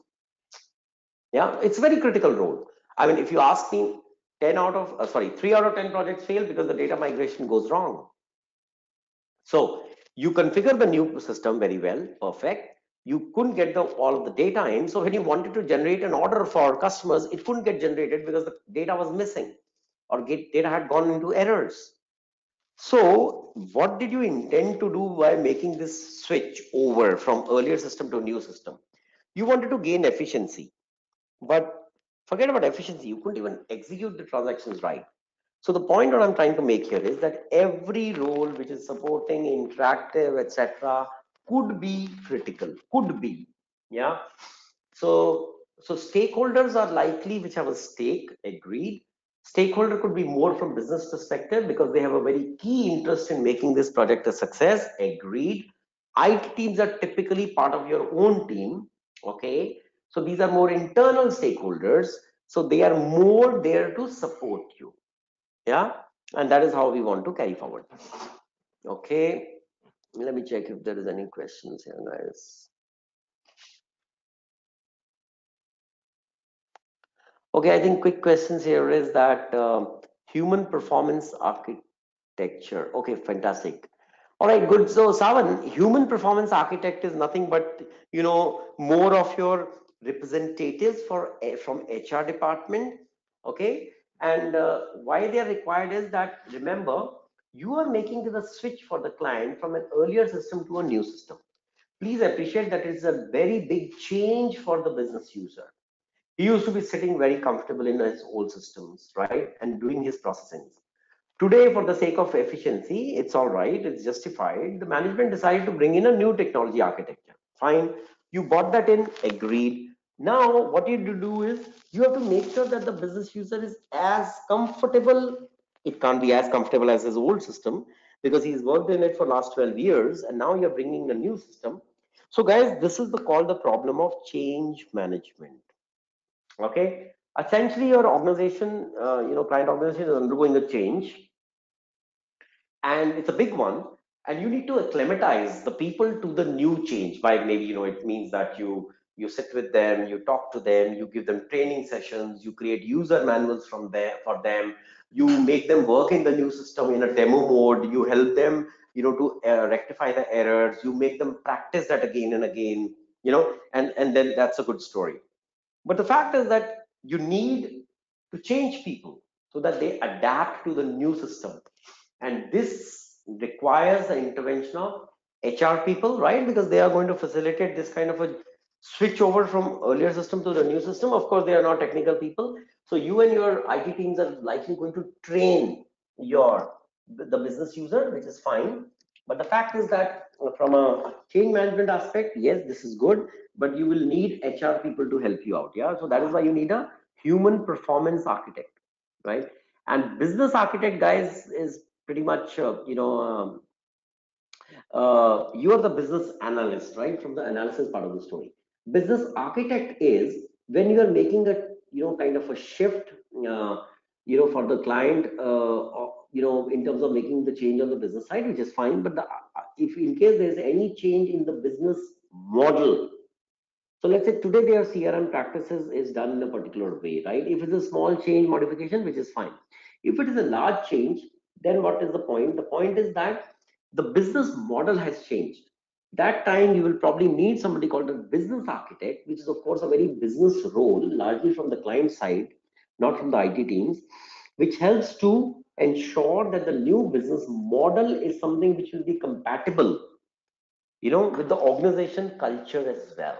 I mean, you can't shake up the things altogether very, very, too much, right? I mean, people won't be able to adapt to the new changes and your project will fail anyway. In my career, I think there are two projects which have failed. Both were about $1 million. Both were belonging to US territory. So I worked there for about a couple of months. We made it go live and it failed. Not because the requirements were not gathered right, not because they were not designed effectively, not because they were not built effectively, not because they were not tested effectively. Only thing why they failed was one reason, the data migration failed. Another reason, I could not make the people, settle down comfortably with the new applications. Yeah. So what I'm trying to say is that these are support roles which are important because they will bring in that value to make your business project a success. Yeah. So I mean, so that's why all these roles are, I mean, important, of course. But the good thing is, guys, these are all internal roles. You belong to the same team. All this team is guided by a project manager. Yeah. So that's how you can work more comfortably with all of them. Okay. Next slider says what? Classification of business analyst. So, guys, this is how a typical IT team looks like. It has data analyst, it has system analyst, process consultant, business analyst, and those IT teams which are largely sitting in the agile part, they also have a very important role called product owner. Yeah, so this is the IT story. This is from the business side.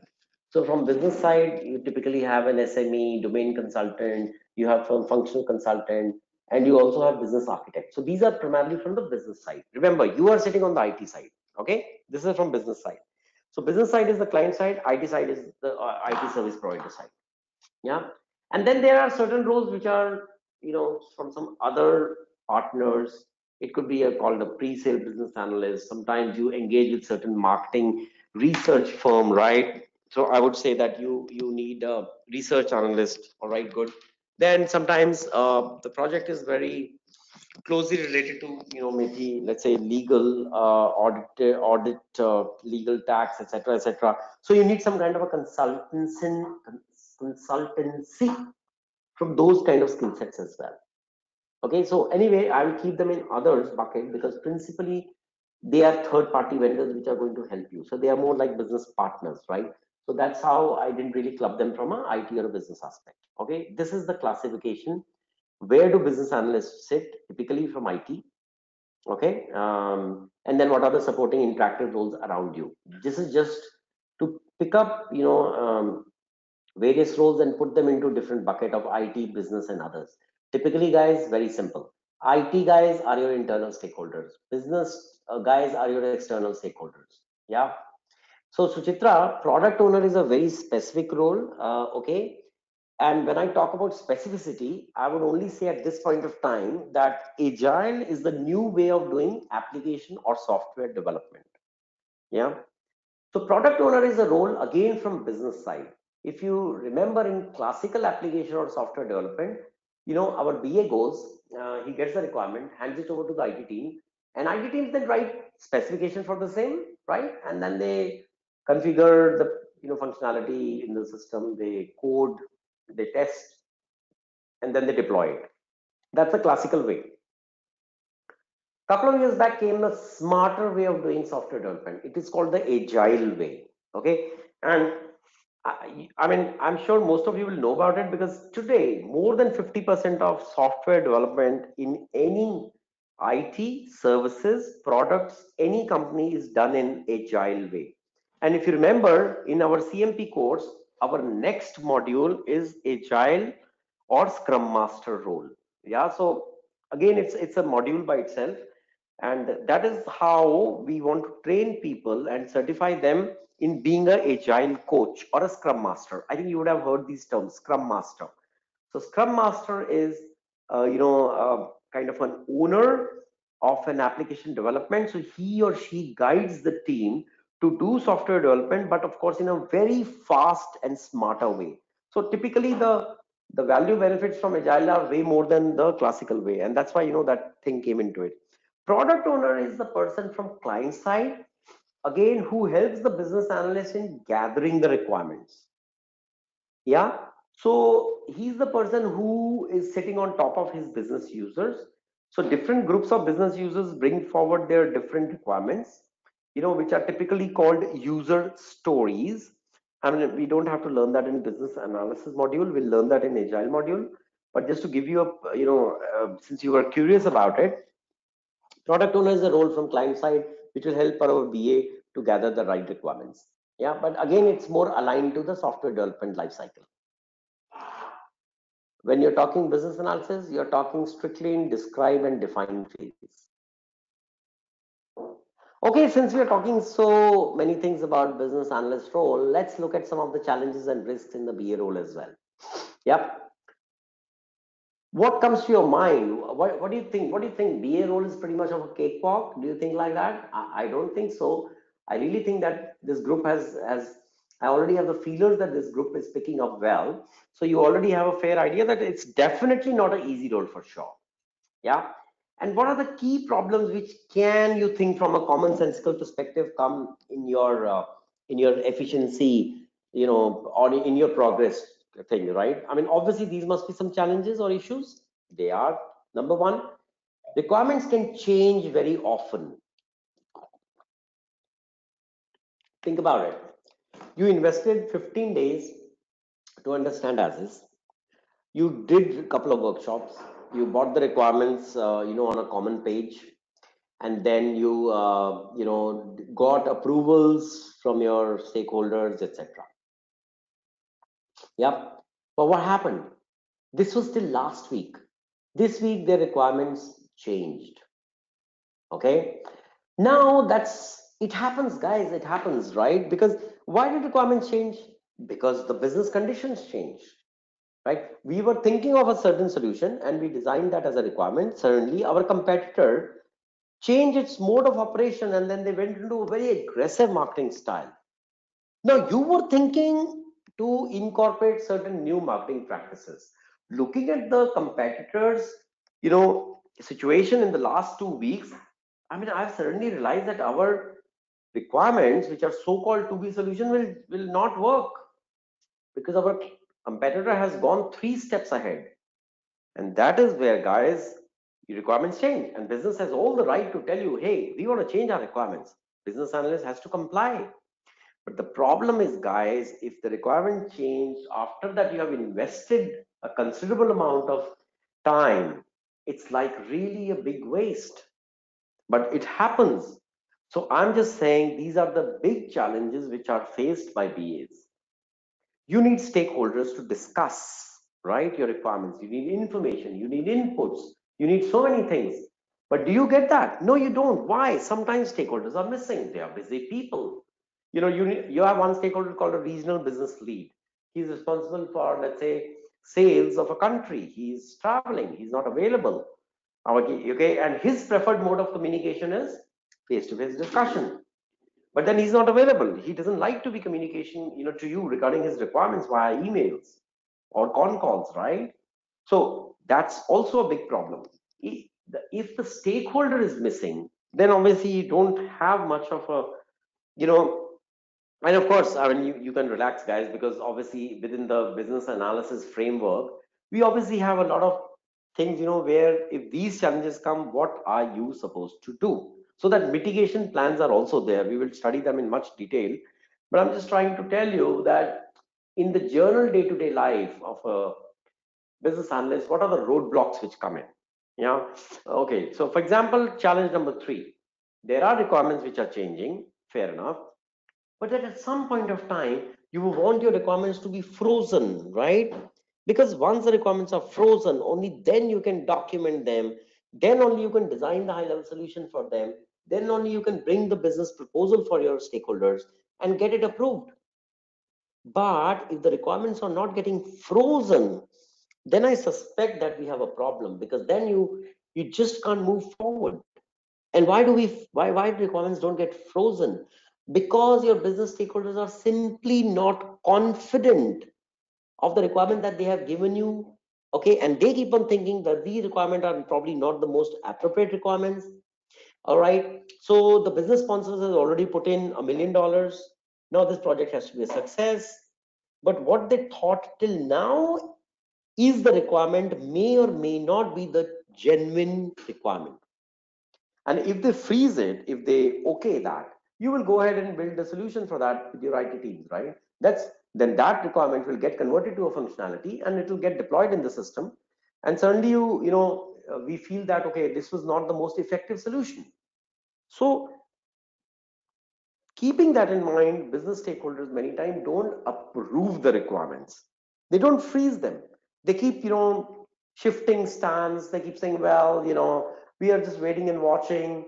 Some business conditions are changing. We need to observe them, and we can't, really qualify the requirements, and we can't freeze them. So, so I mean, they will have their business valid reasons to, delay it like that. But honestly, guys, you're the business analyst. Okay, you are supposed to conclude your requirements in 2 months. It's already 2.5 months. Requirements are not getting frozen. It's a deep problem, man, because you're delaying the entire project. And obviously the project manager is going to be dancing on your head, because thanks to you, I mean, it's of course not your, it's not the, it's not like your fault. But the fact is, my IT teams are not getting the requirements to do the build up, right? So I mean, in such situation, I just want to tell you that BA finds itself in deep mud, right? So, and these are large problems. These are not small scale operational issues. And these are the common challenges which have been seen across the industry, in the BA industry for last so many decades. So many where, of course, at many places, things have improved, but only for the fact when the client people matured. They have more mature landscape, they have more predictability in their business process and in their technology landscape, and hence the requirements which come up, they are quick to ratify them, because they know that their system is mature, it doesn't change so often, right? And even if the requirement changes later, they can always trigger a change request or an enhancement to change it more. Yeah. So this is how typically, the challenges during requirements, during development, etc., etc., come up and all that. Yeah. But it's okay, guys. I mean, we'll look into the much more details and all that. But so guys, I think today was the first session, so I want you to we got another 10 minutes. I think we can spend some 4 5 minutes on just having a common forum where, if you guys want to tell me that is this the way you want to go ahead, are you, so we simplified the content very much. Okay, but that doesn't mean that you're not going to learn all the processes, etc. You are going to learn all the nooks and corners of entire subject curriculum, but it's just that we present it in a very simplified mode. And honestly, this has been a great success, because what is important for me is that that you guys should be able to understand that in perfect details, in the right flair, in the right style, so that it gives genuine triggers to you in your thought process to now think like a business analyst. Yeah. So if you think that the speed is okay, the pace is all right. I mean, typically today we spent, let's say, 4 hours, right? We took some break, we came back, we understood different topics, we did some high level discussion. There were a couple of questions, etc. If this combination works for you guys, then I think we are in a good state. So let me know, maybe in the next few minutes, what do you guys think? And I think we can just look at all that feedbacks and conclude that this could be the right way to go ahead.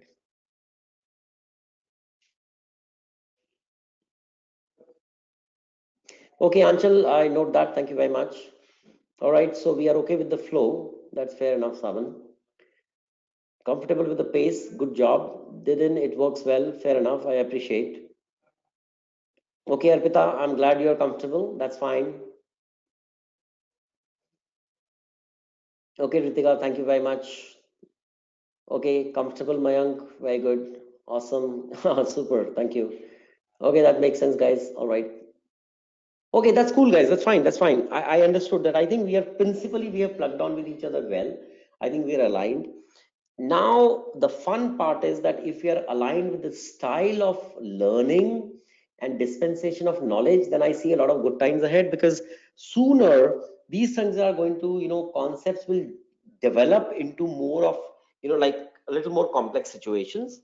So here, first couple of weeks, we're going to learn the general concepts. Okay, which way, things happen, what is the regular process, what are the common challenges, etc. Once we are comfortable with those discussions, and then you are comfortable with the fact that how you need to respond as a BA, we will move into a little bit more of complex situations. Yeah. And then we will discuss that. It's a gradual step by step thing, guys, where you will think first. I'll make you think more on simple operational, kind of analysis before I take you into more complex forms, which might involve some tactical and strategic situations. Yeah.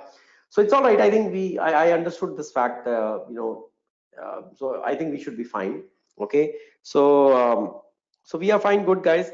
So we can probably go ahead for another some time, maybe another 5 minutes. Yeah. And then we can maybe. Okay, let's look at, this is cool. Okay, so guys, let's spend some time on this slide. It says, what are the competencies we need from a business analyst? So we talked about a couple of things, right? We talked about stakeholder management. We talked about the analysis part. It obviously tells us that if your stakeholder management is going to be good, you better be good in, of course, the fundamentals of communication management. You better be good in terms of man management, expectation management, etc., right? Whereas on the other side, I'm talking consistently about analysis, analysis, analysis. This means, guys, I do expect that you will be carrying some, good kind of good practices on analytical thinking, because eventually, if you see, it's a wonderful mix of interaction styles and skills. You should have some kind of a good knowledge on the business side, which means tomorrow you're going to attend to a telecom client. It will be more than necessary for you to do some homework and research on how telecom operators operate today. What are their top lines and what are their bottom lines? What are the big things which influence their way of working? How the competition is developing? How are they countering the competition? Right. So eventually, okay. Now look at this on the right hand side. We see software applications. So having an overview of how SAP operates, how, let's say, cloud migration happens, how analytical applications operate, how Oracle as a big ERPs operates, right? Basic overview, how business intelligence applications operate. So that's an overview which you have to slowly build up in the next 4 months. At least for the SAP part, we will care for everything, yeah, in terms of the business intelligence, in terms of all processes, in terms of etc, etc, etc. Yeah, so that's fine. But what I'm trying to say is, guys, that essentially when I look at a business analyst in front of me, I assume this guy or this girl, or yeah, is good on analytical things. Perfect. Communication and behavior skills are very good, solid. Patience, good attitude, all right, and a balanced thing on business as well as on the application front as well. Okay, you may not be a maybe a great data analyst. Okay, maybe you may not be a data architect, you may not be a technology and architectural kind of an application designer, which is fine, because those roles are anyway there in the IT team. But from a BA perspective, this is what I need as a must. Okay, but anyway, that's fine, we will discuss probably in the continual details. So guys, I was thinking that this deck has, oh goodness me, 110 slides, and we have completed 35 till now. That's okay, frankly, I mean, I don't intend to finish all of it, but the fact is, guys, you will see that slowly the pace will increase, because today is day one, we are good. Tomorrow is day two, maybe slightly faster, because even if you want to catch my tail, you're going to throw a question at me and I'm going to answer that anyways. Yeah, so slowly we'll increase the pace so that we complete all the very exhaustive detailed curriculum in due course of time as well. Okay, so cool, guys, I think we are good then. I think good to be together. Yeah. So let's maybe close the day of Saturday today and then log in tomorrow, Sunday afternoon, 3 p.m. Let's continue till 7. You have the morning to yourself, you have the evening to yourself tomorrow. So we can do something else, what you guys think is good for you. But I think the study curriculum, let's keep it somewhere between 3 to 7. That's anyways the fixed time. Yeah. Okay, guys. So good with you. I would like to close the session today. Hope you enjoyed it. And look forward to then talk to you tomorrow at 3 p.m. Yeah.